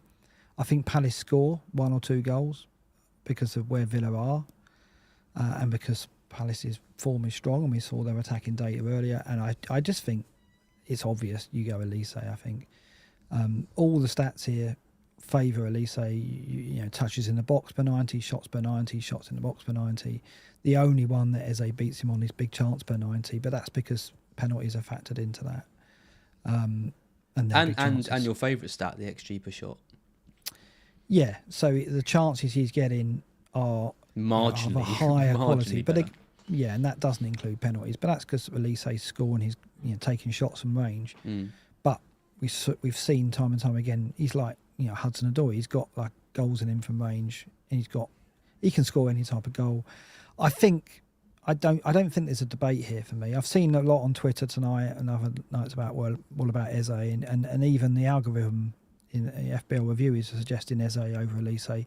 Of course, in a one-off game, it can go that way. But I think, for me, looking at the data, I'm going Elise. The thing is, I owned Eze for the double game week and captained him in that when he scored the overhead kick, and he was the best player on the pitch in that first match particularly. But you saw with him what we see from a lot of these players in that kind of 10 role, the De Bruyne's, the Maddisons, where they're just frustrating because sometimes they're asked to drop and orchestrate things at a much more withdrawn role. And he's so good because he can drop into the pockets, he can come back and defend, he can press forward. And Villa are a good side, they're a top 4 team, and I just wonder if maybe he's going to have a bit more reliance on him kind of dictating play rather than being the one to really push forward into the box. Whereas with Elise, you're going to get full out attacking down them, and I don't think they're not particularly strong down the wings. Fullback areas, no. And defensively away from home, they're not a top side. They concede chances. Their XG conceded away from home is certainly over the last 6 away games. I had a look before. Is not impressive anyway. And they've just qualified for the Champions League. They've been on the piss for the last 6 days, haven't they? Basically, so what are we expecting? I mean, I obviously they're not going to go into the game wanting to lose, but I think they're going to be relaxed. I'm thinking there's going to be goals in it. This table, by the way, if anyone in chat can spot the reference from the title here, Perfect Day for Elise. I knew there was one, but of course there's a reference. I'll be very impressed if anyone in chat gets it, but maybe they do. Let's see if anyone does. Points per start, it's the best on show. These are midfielders who have got more than 15 or more goal returns this season. And by the way, he's got 15 or more goal returns in 13 starts. It's nuts. But he is top 10 for points per start with 8.8 in this table. He is top for minutes per point with 10.1. And double digits, he's not top for this, but I've highlighted it just because I want to pick it out. 6 double-digit hauls in 13 starts. And he's only blanked when starting in 4 games. So these are elite-level stats, right? And I'm not saying that over the course of a full season he will be an elite asset, but for this one game, I think if you don't go there, the data is screaming at you for me that he's the one to look at. Obviously, if you can get Salah, you go Salah and you captain him. I think that's my take on it. This is all in a scenario where you're pushing, right? This is not right, but I think Elise over Eze and Elise over any midfielder, I think this week other than Salah is my take. So you think I should go Elise over Havertz? Well, I've got Odegaard already, and I'm not selling him. So for me, the Arsenal midfielders aren't an option. Havertz is very strong as well. There's no question, and Arsenal will win the game. It's really a question of how much Everton will give away, and at what point do City get it sealed? If at half-time City are 2-0 up, does that affect what Arsenal do second half? I mean, there's factors at play, isn't there? So, I don't know. In your position, I mean, whoever's the biggest differential, I don't know what Havertz's ownership is around you versus Elise. Probably Elise would be the bigger differential, I imagine, because ownership generally is lower.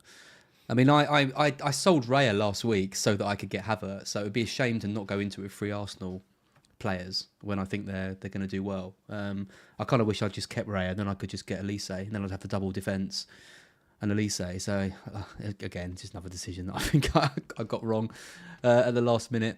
But yeah, Stephen Randall's got it, by the way, and so did FBL Fozzie, I think. It's the song Perfect Day, Elise by PJ Harvey. Very good. never heard of him. Never heard of him. What? Polly Harvey, PJ Harvey. Yeah. Never heard of him. Yep. Right, okay. Never heard of him. Gets worse. Who's PJ Harvey?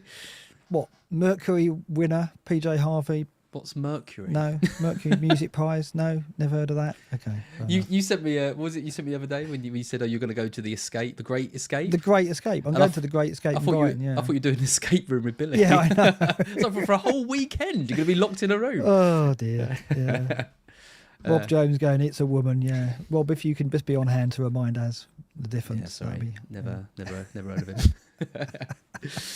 Anyway, we won't do a music pod together. No, or films. Let's definitely. I still maintain my film knowledge. Apart from The Dark Knight, which I appreciate is a very controversial opinion, I don't think my film takes are that controversial. Right. But many will disagree. This is played over the season, and this is differential. So this is any players with a ownership of less than 20% globally, right? Not in the top 10k. Yeah, these are differentials. These are players with under 20% or under ownership. Overall, right? Yeah, overall. Yeah. And there are players also that are on the radar in terms of the fixtures and form and so on, right? So again, it highlights Elise as the standout. Jota, if we knew he was going to play 80 minutes, we might consider him as well. Because obviously he's obtainable when Salah's much harder to get to. Trossard, we've talked about. Salah, we've talked about. We haven't touched on Madueke. I guess we were talking him up last week, and he did not come in for those. He didn't, did he? And I guess there's that streak of inconsistency that suddenly reared its head again. He has been really impressive, and he could easily produce on the final day. If you've got him, you hold him. You absolutely hold him, because I think that he could have return. And this shows 6.72 points per 90 over the season. He's up there in terms of these differentials. There's others we haven't mentioned. I mean, what do you think about if you're going forward, looking at Adebayo or Wood or Nkunku, for example? Well, the one I was going to mention the forwards was Gakpo, right? Because he's easier to get to than Salah and Trent. I think, because if you've got Isak, you could potentially look at taking him out in the away game. Jackson could be someone that you want to keep him against Bournemouth, but you know what I mean. If you want to get into Liverpool because you think there's going to be lots of goals in that Wolves game, I think actually Gakpo is a good one, and he's playing really well. He is. Yeah, but I've been really impressed with him. In an exhibition game, which it probably will be, he may only get the hour. That's the only thing, because he'll want Darwin to come on and get minutes and get a goal, wouldn't he, end of the season? So, I think he hates Darwin now. Do you? I think he's given up with Darwin. Right. I don't blame him. Do you? I have.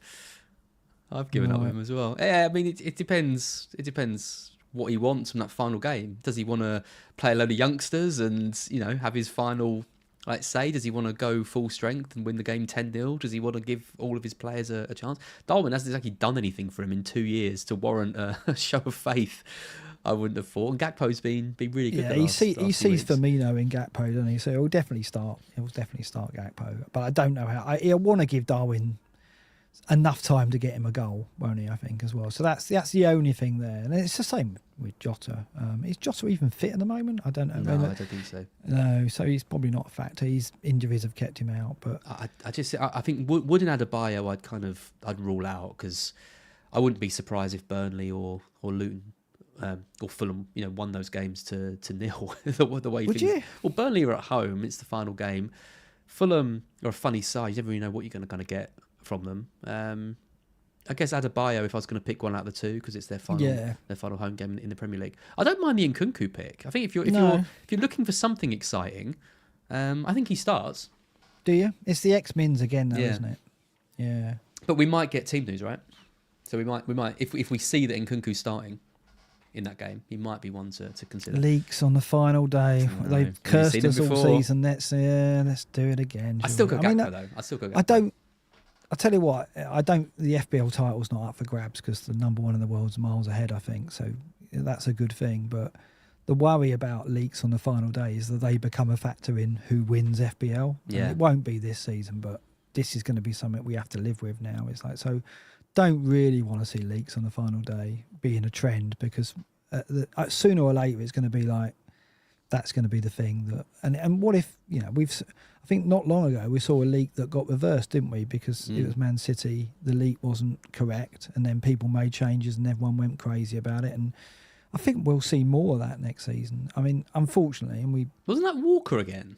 Did everyone? Wasn't that the reason why everyone Foden, wasn't it? I want to say it was Foden. Someone said Foden was benched. And he ended up starting. Yeah. There was one with Walker recently though, because loads of people went for Vardiol, and then Walker did play. I think Man City have just been a bit. Yeah, they're the ones not to trust so much. I mean, be bad. It's been a feature, isn't it, of the season, hasn't it? The leaks, they've become more prominent, and it's just that on the final day it feels dangerous to me.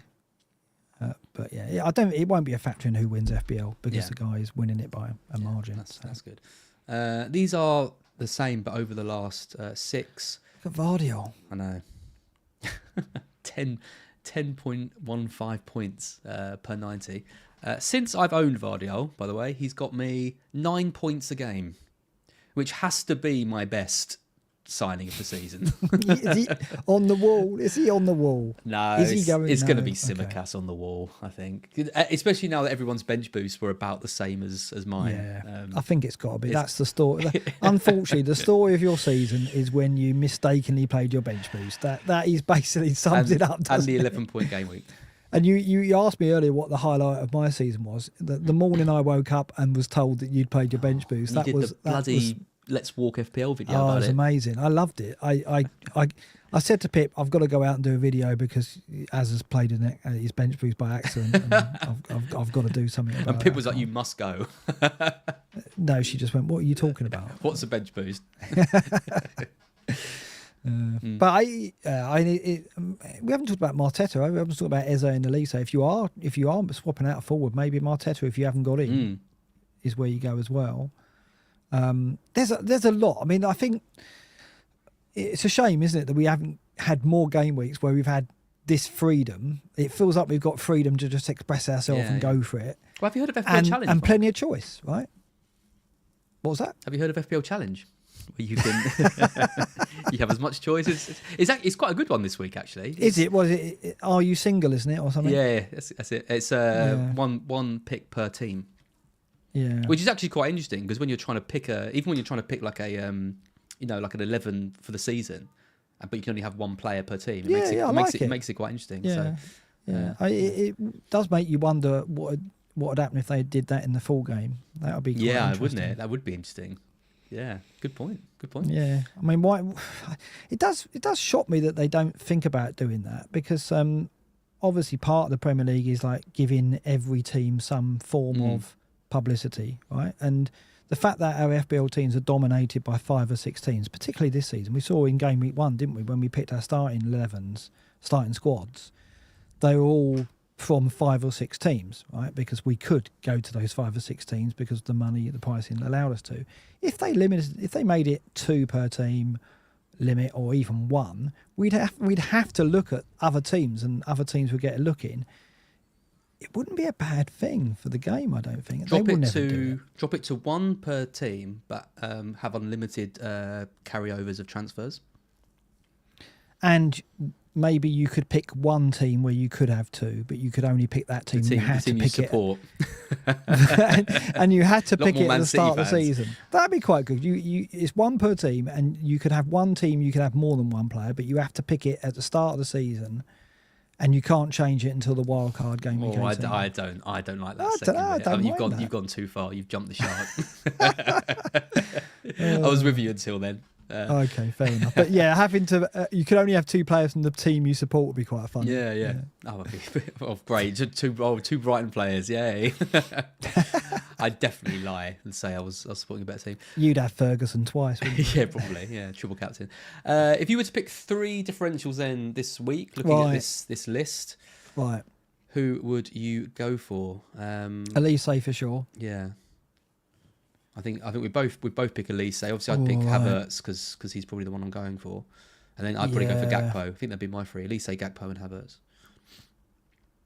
You know what I fancy, which is bizarre. Well, Salah's there as well on the list. No, I'm not going to go Salah. But I don't mind Mbumo. You know.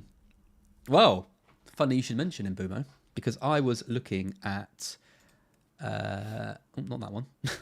Hang on. What were you looking at? This one.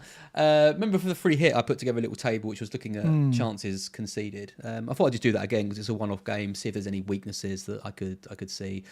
A lot of it's not that interesting. You'd expect Sheffield United to be the worst. So looking at chances conceded down their left and right flank, Sheffield United are the worst team in the league. So if you're looking at Son, you're looking at Brennan, for example. They both look good options. Porro as well, bombing down the wing. Van der Ven, if he's playing at left back. They should all get chances in that match. Other teams who are bad at conceding chances from the left, so you're thinking about your right-sided attackers, West Ham, Luton and Burnley. Not a huge amount that I could pick out there. We got Buonanotte playing on the right against Man United. You're not going to pick him. Dedicova, Reed, Castagna, Bernardo Silva, these players. Gibbs White, he drifts out to the right, doesn't he?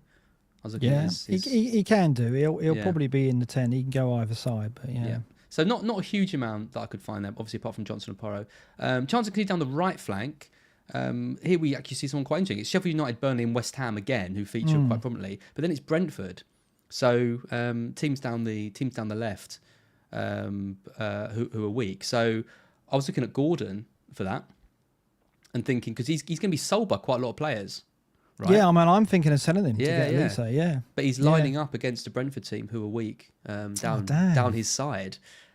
So that is a bit of a concern. And I think there's going to be goals in that game as well. So looking at Mbommo, looking at Gordon in those matches, I think could be quite interesting. I like the Mbommo shout.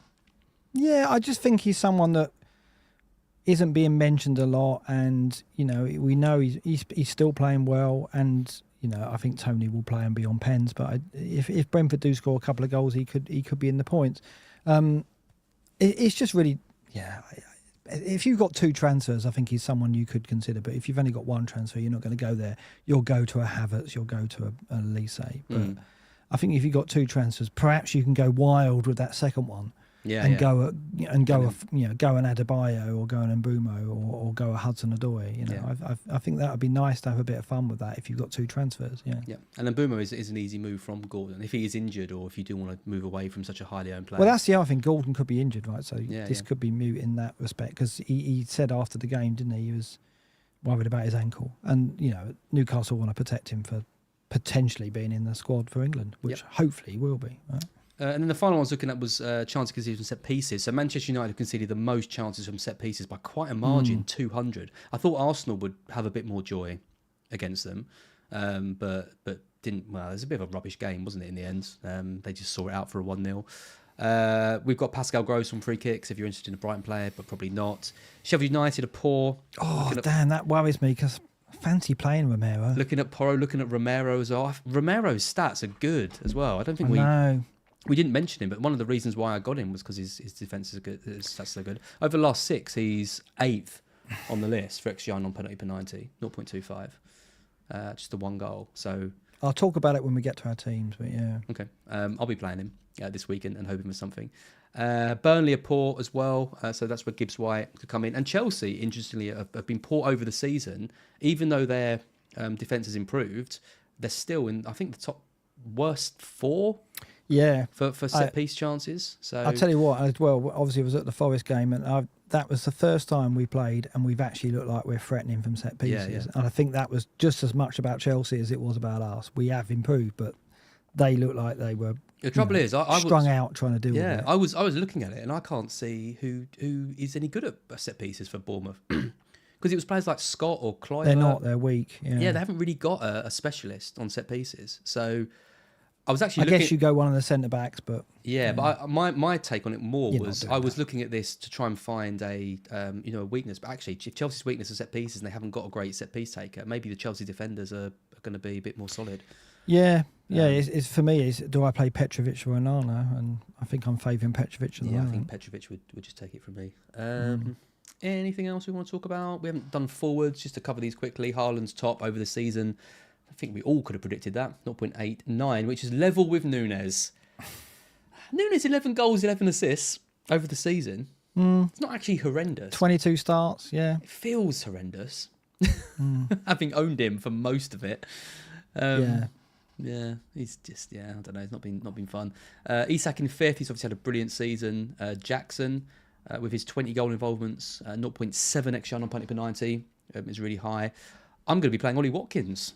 Are you this week? It's, what do you think of that? Surprising how far down he is there, like 0.59 with the 37 goal involvements, and yet he's in the top 10 for points per 90, but not for XGI non-penalty. Isn't his per expected 90. assists like 4 or something? I'm sure I read he's got an absolutely ridiculous overperformance on expected assists. Then he's been setting up players who've been scoring worldies like Lewis and Bailey and Diaby, right? Yeah. So interesting here that the XGI non-penalty doesn't really correlate very well to the points per 90, doesn't it? It's like, there's players who have got high points per 90 who haven't necessarily got high XGI, and obviously Watkins plays a part in that. 0.59 is XGI non-penalty per 90, not in the top 10, even though he's had such an elite level season. So, if anything, that suggests that he could, if that increases next year, if Villa get him a higher quality of chance, which they could, if they sign more providers or improve as a team, then he could even match what we've seen this season for output, which would be crazy because it's been amazing. So, Jackson, what do you think of his season? 20 goal involvements in the end from 30 starts. Yeah, I mean, you look at their conversion, don't you? You look at Nunes and Werner, and they're in the top 3. You're not going to get like great conversion with them, 10 and 7. Respectively. Jackson's goal conversion isn't actually that gone bad, up, is it? Is it 18%? Or do my eyes deceive me? I wouldn't have thought 18.4. It's almost Chris Wood levels. Incredible. But 20% of your chances going in, I'd say that's pretty good. I think overall he could look back and say he's had a pretty good season. If you look at the numbers, he's missed. I mean, he has missed. These stats don't paint the picture of some of the chances he's missed, because he has missed absolute sitters. Oh, yes. Time after time. I'd put him in the same bracket as Nunes and Werner in terms of his inability to score quite simple goals. But like Chelsea have in the last 6-7 weeks, he has stepped up. Scored a great header. He's got some assists. And he's been playing in a team which has largely been struggling for most of the season. So, but you think Nkunku starts, do you? I don't think he starts over Jackson. I think he probably comes in for Madueke. Yeah, maybe. Would I play Jackson this week? Yeah, probably. Would you? I expect them to beat Bournemouth. Yeah, I think I am at the moment. It will be if you've got a strong bench, it is something to ponder whether Jackson is a starter. But I think you would go. I mean, I think he starts for Chelsea. It's whether you start him. I think you do. Yeah. I don't think Nkunku's going to be an option for us. We were quite excited about him at the start of the season, weren't we? But unless he comes in and plays as the out-and-out 9, and Jackson drops pre-season deeper, it looked that way, didn't it? Which is why we were all on board.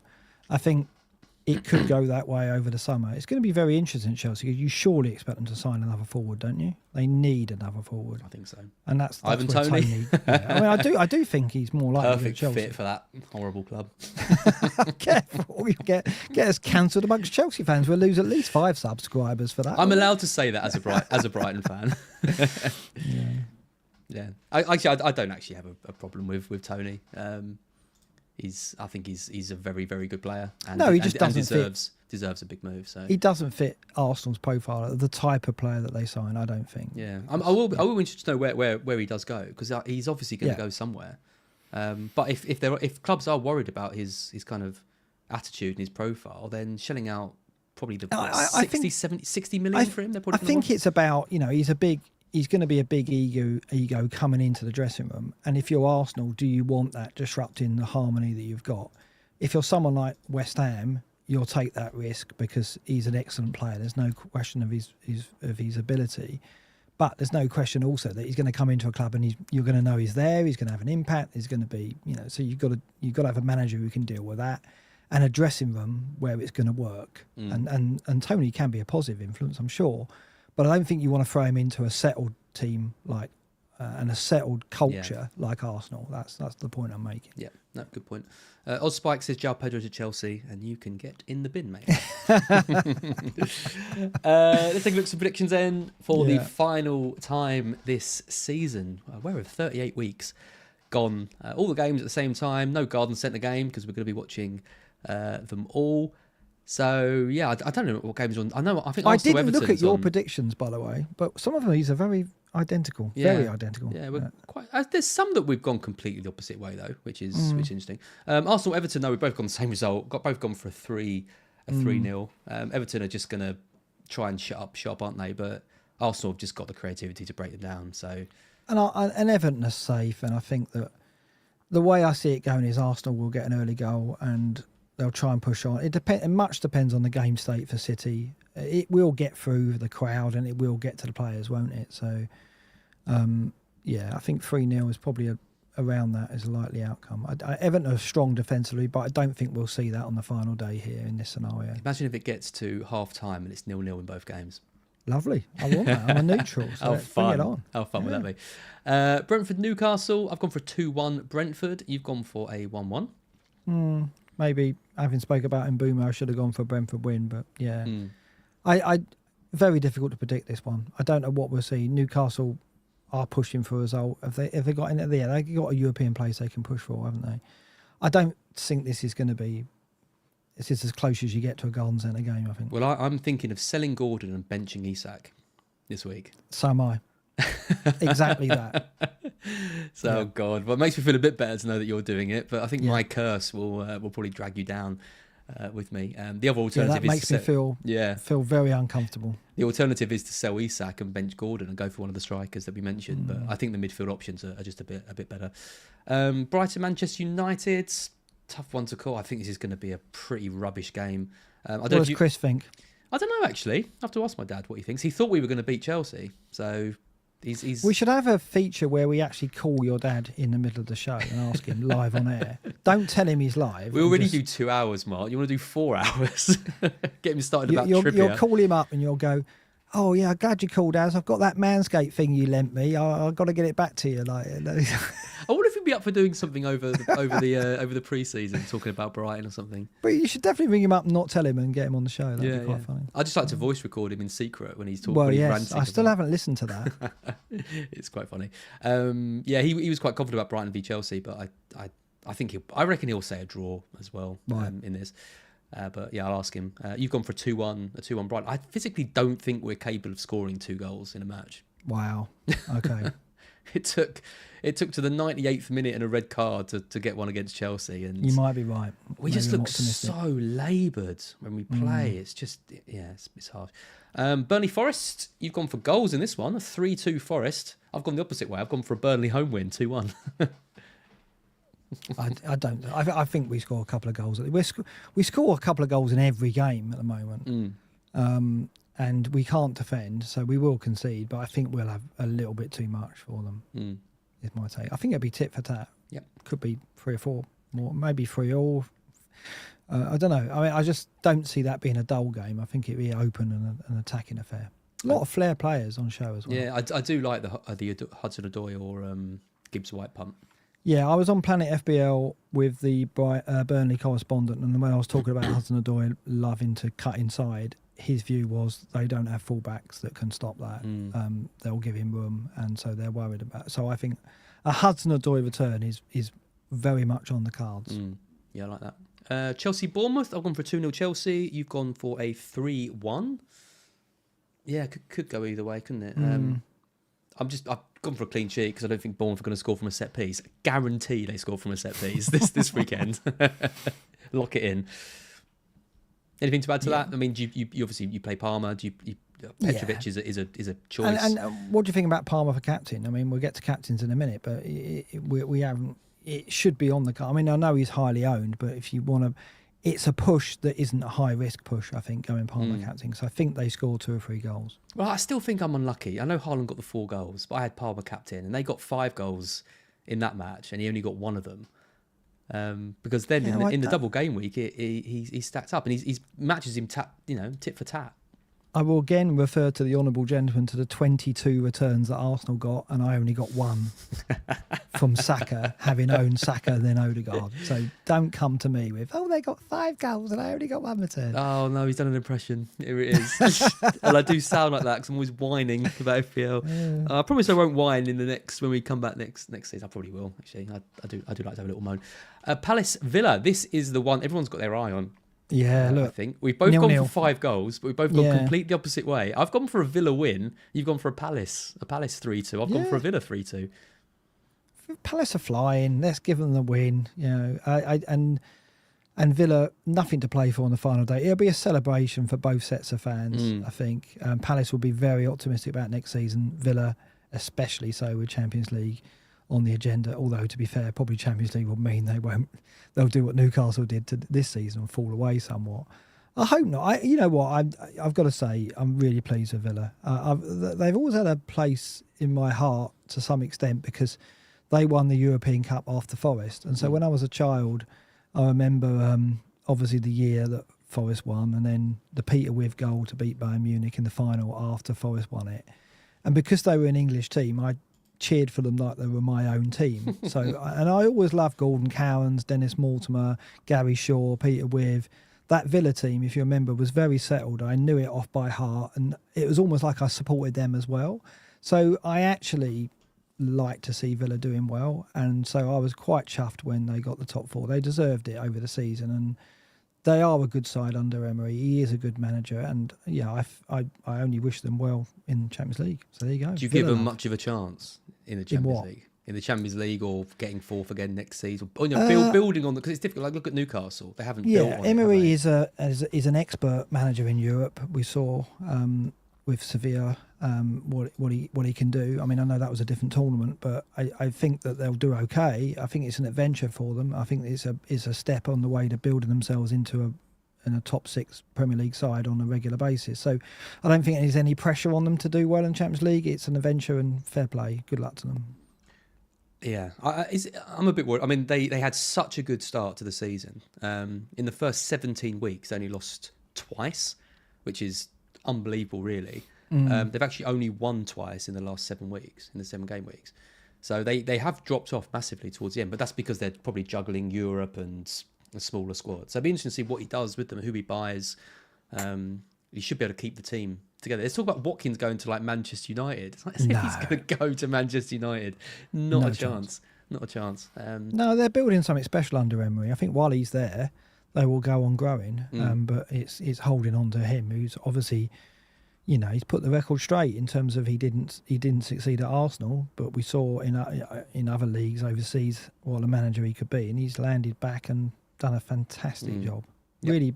They play attractive football. They've got goals in them, and I've admired everything he's done this season with them on and off the pitch. He's been good post match as well. Do you think he's been a step up from Steven Gerrard?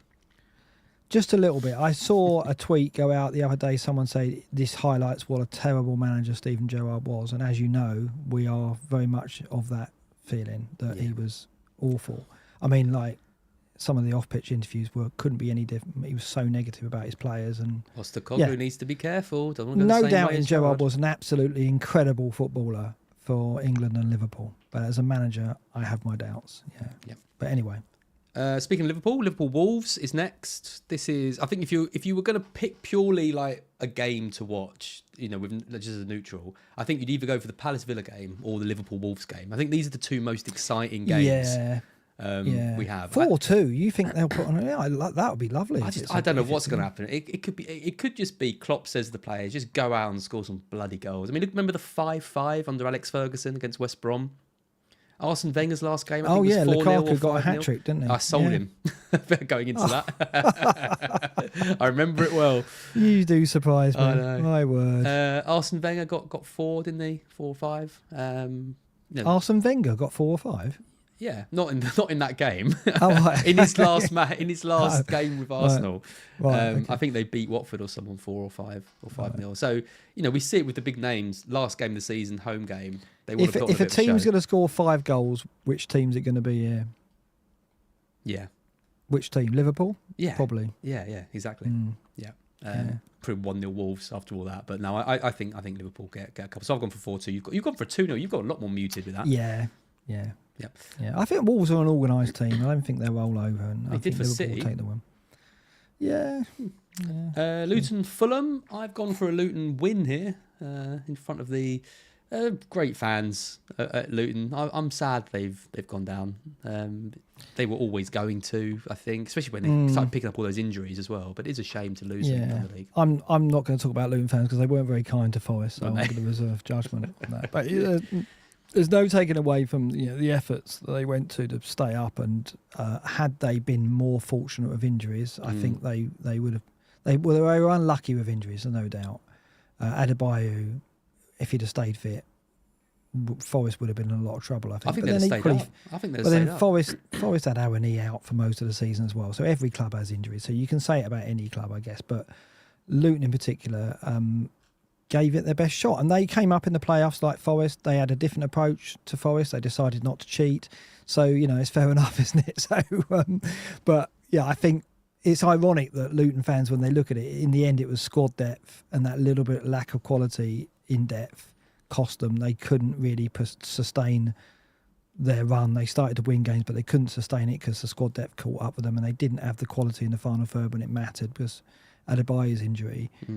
And they did criticise Forest for doing what they did, and of course we did break the rules. But one thing we did do when we came up with the playoffs, we just went for it, and we've stayed up 2 seasons running. So maybe it was against the rules, but maybe that's what you've got to do these days, because you've gone for it under Nuno.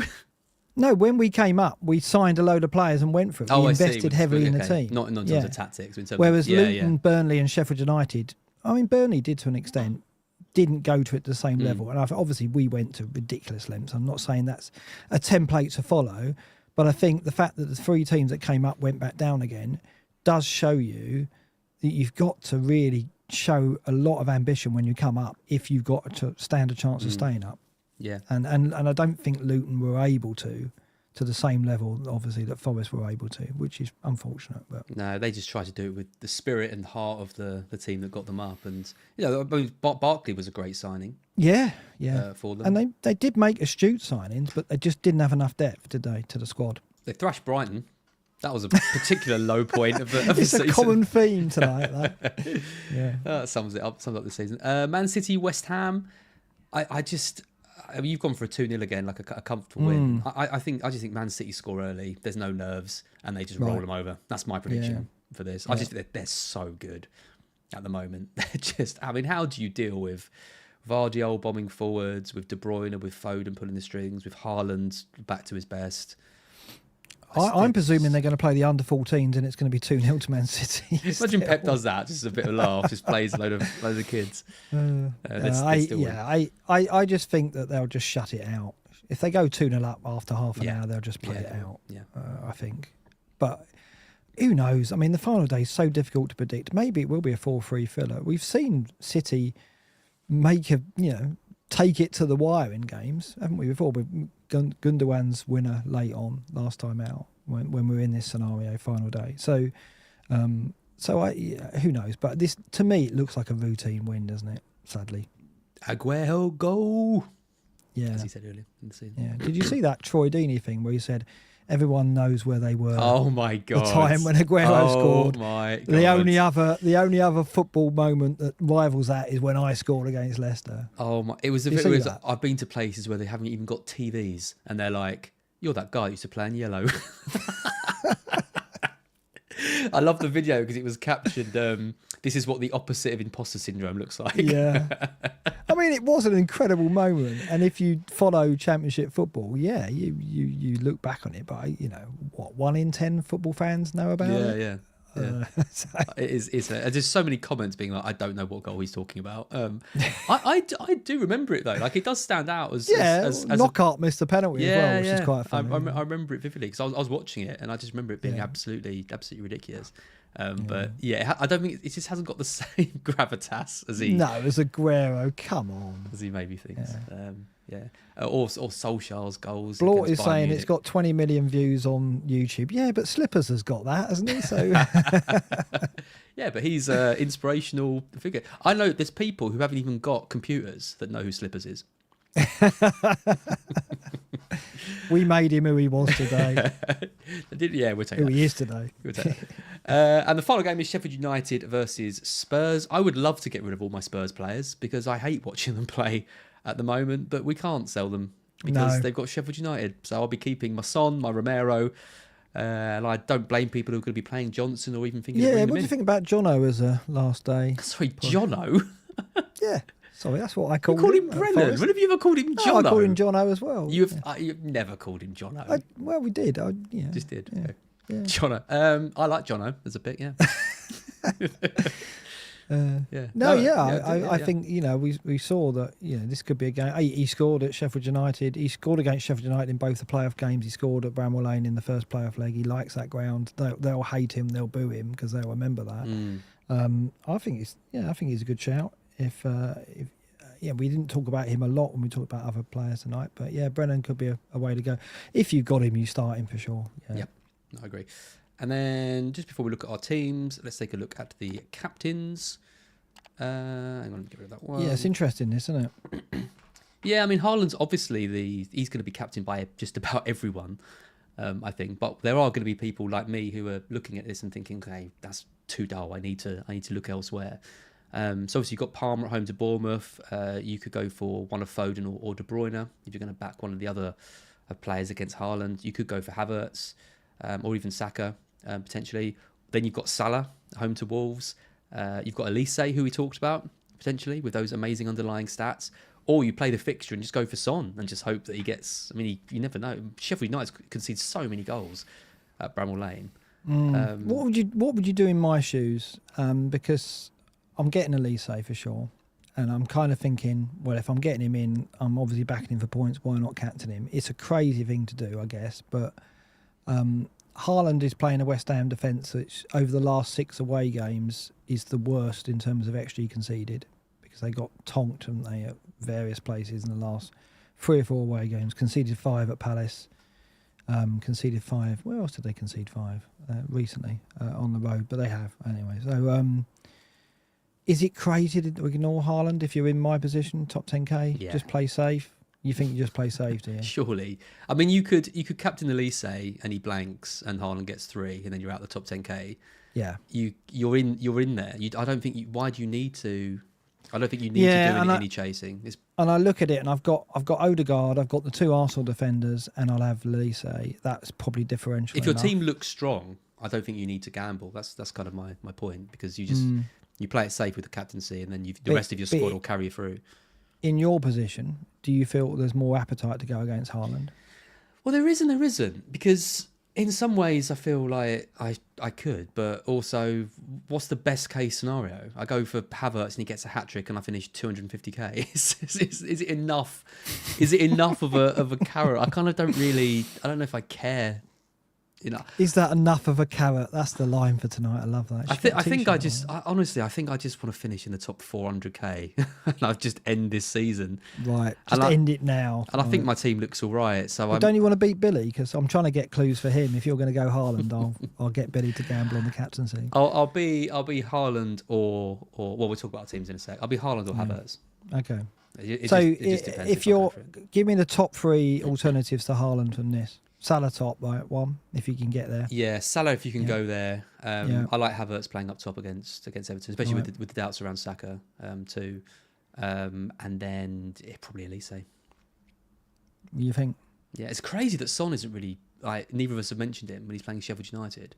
But he just looks off it. His finish against City in that last game was... Yeah, we've said this for weeks. Yeah. So he's not at top of his game. Yeah, I think that I would go an Arsenal mid, either Saka or Havertz, Palmer and Salah. I mean, that's Salah, Palmer, and then an Arsenal mid, probably. Elise is really rolling the dice. But my argument is, if you're bringing him in, you're obviously thinking he's going to get points. So why, you're not. But if you didn't have Haaland, you'd be bringing him in. Would you? Or just because you've already got him, just because you're buying him doesn't necessarily mean he's the best. I know. But what I'm saying is, if you're looking for a way of going against Haaland, why not look to the player you're bringing in? Because you're obviously already backing that player to get points. So therefore, there's logic in sinking. But yeah, only if you're going against Haaland. I mean, of course. Yeah, I mean, I'm just looking and just thinking like the Arsenal mids, like Everton at home isn't as good a fixture as West Ham at home. No. I don't think it is. So I would purely be trying to roll the dice against it. And My only thing is, what if City go 2-0 up and he does just manage it out and Haaland doesn't score in those 2 goals? I don't see City, if they go 2-0 up after half an hour, I don't see City scoring 3, 4, 5 goals. I see them playing it out. The only way they score 3 or 4 goals is if West Ham go up the other end and get one back, and then it's tense, right? It's going to be an edgy atmosphere. Once they're 2-0 up, unfortunately, unlike any other team, I think, City are a team who can just play it out then, depending on what West Ham are showing. If they're showing no threat, they're just going to play it out. So Haaland's ceiling is perhaps not at its normal level in that scenario, is the only thing I would say. 9 goals in 6 games over Haaland. 6 goals in 3. I know, but it's, Yeah, no, I know. I think if I was a bit closer to the top 100k, I would 100% be risking it. Right. But right. I just don't know if I have it in me anymore. I've been beaten and broken by this season. Like, I could go against Haaland and finish like 650k or something. I just don't know if I can take it. So yeah, I think I'm gonna just play out. Anyway, this is my team. I've got Petrovic in goal. I lost to Raya, who's been brilliant for me, which is a shame. Romero over Porro, Gabriel, Vardiol, Son, Foden, Palmer, Gordon, Saka, Haaland, and Watkins coming in. So Watkins is my kind of slight differential, weirdly enough, considering he's one of the top scoring players in the game. So I think I'm going to do Gordon to Havertz, which was the plan when I sold Raya. He might get the armband, or it might stay with Haaland. Yeah. No, I like it. And you're just going to keep the catsy on Haaland, and then fair enough. Yeah, I don't really know, but I might end up rolling the dice on Havertz. We'll I mean, what you've got there is Romero could get you something at Sheffield United, as we've seen. They've got that set piece weakness, and Watkins is a good differential to have. Yeah, I've got a couple of interesting ones. It'd be nice to have 2 free transfers, so then I could mix things up even more and maybe go for Elise. But Elise, I think if I was you, I'd go Palmer captain. I think I would. Really? No, not feeling that this week for some reason. You're not? No, captained him the last 2 weeks. He's been very good, to be fair, but no, I think Havertz captain might be fun just because I've talked about him all season. And then your team. Yeah, Petrovic in goal, I think, similar. over Nana. And then Vardiol, Gabriel, White. I think I'm playing Vardiol over a Spurs defender. Both Spurs defenders, yeah. Yeah, the interesting thing here is Ederson is out, right? So there's a lot of bench boosters who have Ederson, who therefore don't have a City defender. And I don't think they're going to use a transfer to get a City defender in. So, in other words, bench boosters with Ederson and only one transfer won't be covering the City defence, which makes me think that I should play my City defender to get that advantage, is my thinking. But I am worried that Romero and Porro could get attacking returns in that game. It's definitely are. Porro feels set pieces and the fact they can see so many chances down the right. And I was watching the game against Burnley, just thinking, why haven't I got Porro in for this? He missed some really good chances in that game, and obviously scored the really good goal. It is tough though. It is tough, yeah. But I mean, like, where do I mean, I'm already thinking of doing Gordon to Elise. I can't not play Odegaard because he could easily be the Arsenal player to turn up, rather than Havertz or Saka. There's no one else you drop there other than Jackson, possibly. So from an EO point of view, I might consider playing a Spurs defender over Jackson, possibly, is what I'm thinking. Just because, in a way, that gives me a little bit of an EO advantage in the overall 11. But then Jackson could easily return at home to Bournemouth, which a few months ago we wouldn't have had any hesitancy to not play Jackson in this scenario, I don't think. But now it's different, isn't it? You've got a real dilemma yeah, there. Thanks very much. In a way, I don't mind, because at least it makes me think, which I haven't really had to do too much, to be honest, in recent game weeks. It's been pretty obvious. This isn't obvious. This is a puzzle, right? Yeah, so, it is. Yeah, it'd be really interesting. Rob Jones saying I'll play Isak over Jackson. I think Isak, there's injury concerns. Wilson could be back because he was only out through illness, so there's an ex-Mins concern. Ordinarily, yes, Rob, I would agree, because he's, I think, a better player. And away from home as well. But away from home, I think Jackson gets a nod for me. Yeah. Yep. Interesting. Cool. Okay, so going into the final week, we have our Black Box leagues. We've got Sundeep in top, almost certainly going to win, or there is 20 points. You never know what could happen. in that. We got Chris McKinnon in second, Marco Meter for Brenk in third, Ben Tinker in fourth, Divine Precious in fifth. That's a hell of a name. Christopher Lay in sixth, Jan Guy Knapp in seventh, Cameron Scott in eighth, John O'Shea in ninth, the John O'Shea, and Jeremy Khalud in 10th. Well done, all of you. Be interesting to see kind of what happens with this. Obviously, we'll get something sent out to the person who ends up winning it, which if you were a betting man, you would bet on Sandeep seeing it through. But Chris with 20 points. Be interesting to see what he does, Mark, and Marco, see if they want to push for the top spot in the Black Box League. Apprentice League, oh, God. You obviously win, what was it, Dinner with Az? I think. Something like that. Promising this, like, Deliveroo. I can't remember, what did we promise? So we did promise something. We'll get a little trophy down, I think, this year. Yeah, it'd be nice, wouldn't it? Let's do that. Get a little trophy down. Apprentice League, though, well, you've won that. Liesel's beaten. Liesel's overtaken me. She's now 11 points ahead of me, and I'm at, 13 points ahead of Ryan, and Natalie in fifth. Natalie had a good week this week, 136 points for her. Fantastic. Yeah, but I really want to beat Liesel, but in her first ever season, that shows where it is. Also, I want to beat Billy. So my targets are top 400k, beat your... How old's Billy? Beating a 12-year-old and Liesel in her first season. In her first season, yeah. That'll be honours that you can claim. There you go. That's where we're at. And I also want to shout out a good friend of mine who's a regular listener of the pod, Phil May. You might have heard me mention him before. He has won our university head-to-head league for the first time in 14 years. I've won 13 out of 14 there you go. Of those. And yeah, it was only a matter of time, Phil, before you came on top. He has won there that. So yeah, well, he's played very well this season. So yeah, he richly deserved. And then finally, the Godfather League. A massive shout again. Thank you to everyone who supported us through the Godfather tier memberships and also the other Black Box and what's the other one called? Black Box and Apprentice tiers. Yeah, we really appreciate it. We're going to look to expand on that again next season. But Richard Smith's in first. He is like 80 points ahead of Conor Gray. Fantastic season he's had. So again, you'll be getting something from the post from us, Richard. Chris is in third. Mr. Mark Sutherns in fourth. God, I haven't got to send you anything. Prasik in fifth. Tarek in sixth. Abby Frutcher in seventh. Nick Baker in eighth. Chris Tanya in ninth. And Stuart Thompson in 10th. Yeah, I've done well to hold on to my place in this, to be honest. The standard's been high, so you could even get third. Well, you could even get second. You're not that far off. Connor that'd be great, catching up and being second to Richard. That will be an honour. Can this season get any worse? I don't know. We have had a couple of super chats. Yeah, let's do it. Let me just get those up. We had this one very early on from Emery Kappa. Hello, Mark and Az, and a love heart. I have 2 free transfers with 2 paths. A, get Salah and play Gordon, or B, sell Gordon for Diaz and Bruno for Havertz. Which path would you pick? Get Salah and play Gordon. Yeah, that's what I think as well. I think that's an easy one. If you can get Salah, you get Salah this week. And you captain him, I think. Yeah.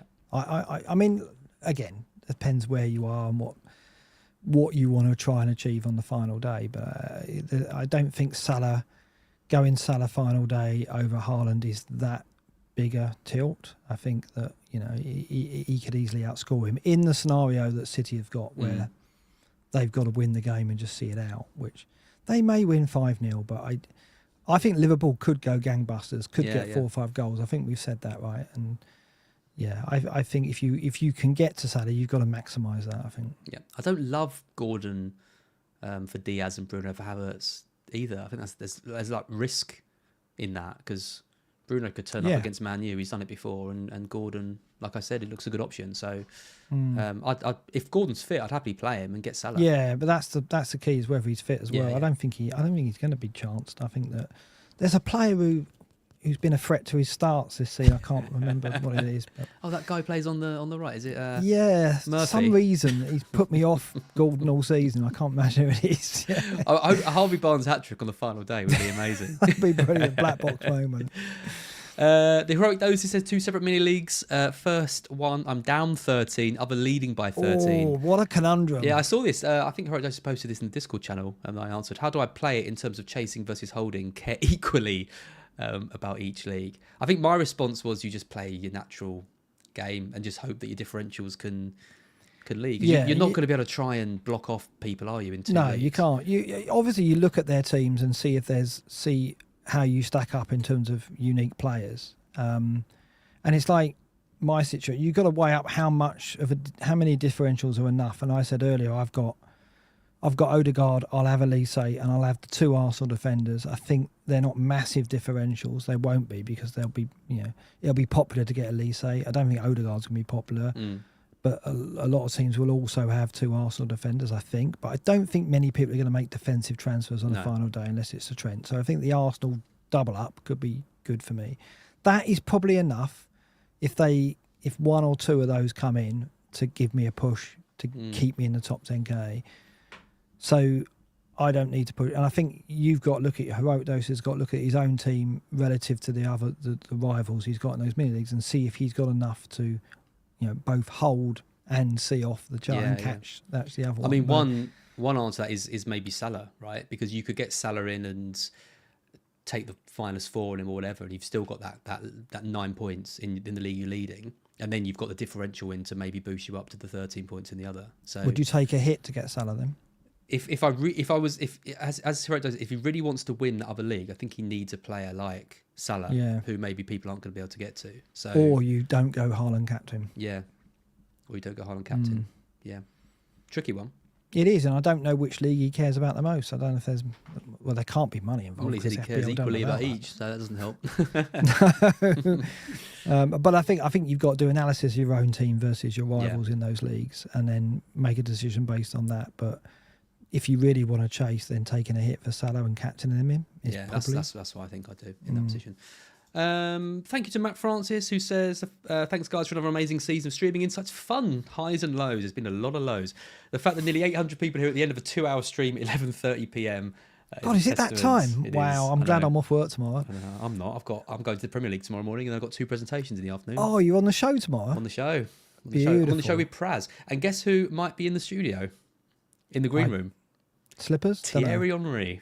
Oh, really? If I get to meet Terry Henry, never I'll be well happy. Never got to meet Terry when I did it. I love that. Never did. What a player. So if you see a picture of that on my Instagram tomorrow, then you'd be happy. If you don't see it, then I didn't meet him. Arguably best FPL asset ever, if you look back. Yeah. Arguably best Premier League player ever. Yeah. Hard to top him, isn't it? He's up there with Salah for sure. Yeah. Amazing stuff. Mark, thank you for everything this season, as always. I loved it. Yeah, and I'm not going to let you off like that. We're coming back for a deep dive into this season. Final episode. Oh, yeah. We'll make it a 3-4 hour special, I think. Right? There's going to be a lot to dissect. What we've got to do is it's called Black Box for a reason. We've got to dissect what went wrong. So yeah, and really, when it comes to what went wrong, I expect you to be doing all the talking in this one. Yeah, so, there's a lot to talk about, so that'd be fun. Have a think about where it went wrong, and and if you can't think of where it went wrong, don't worry, I'll find out and I'll point it out to you over the course of 2 hours. So supportive. Lovely stuff. It's 2-2, isn't it? It's 2-2. Yeah. Now. So next season is the decider. I think this is the biggest margin in rank we've had. That's not a thing. That's a thing. It is a thing. So it doesn't matter if you win by an inch or a mile. Winning is winning. I've kind of reversed the Vin Diesel phrase to help me. Do you look to Vin Diesel for your quotes often? Do you? You've got to. Actually, with your taste in films, you probably do, don't you? We're family. Good. Right. Well, I'm going to let you go to bed. I've got to get yells from the station. She's have you? Getting back. You left her there for the last 2.5 hours. I don't know. Probably there by now. She's getting back from holiday today, so haven't seen her in a week. Very nice. So yeah, we'll see you all. I don't know when the retro will be. Probably have a little bit of a break. 2 or 3 weeks. It'll take me that long to actually come up with all the jokes and stuff. And yeah, no, I hate you. normally it takes a couple of weeks to get. I go to town on the analysis. We plunder a lot of websites who are the post-season websites who are very good FPL review and optimised and places like that. Really do some really cracking post-season stuff that I know Az won't go there voluntarily, so I'm going to have to go there on his behalf. So, I can't wait. Yeah. So we'll see you then. See you later, Mark. Good luck in Gameweek 38. Good luck in the top 10k. I hope you get top 10k, really. Oh, thank you. That's very kind of you. And I beat Greyhead and make it into the Elite 64. Let's not go that far. As well? I hope you get in the top 10k, but you stay the qualifiers with me. All right. It's fine. Nice one. Good night. Good night, everyone.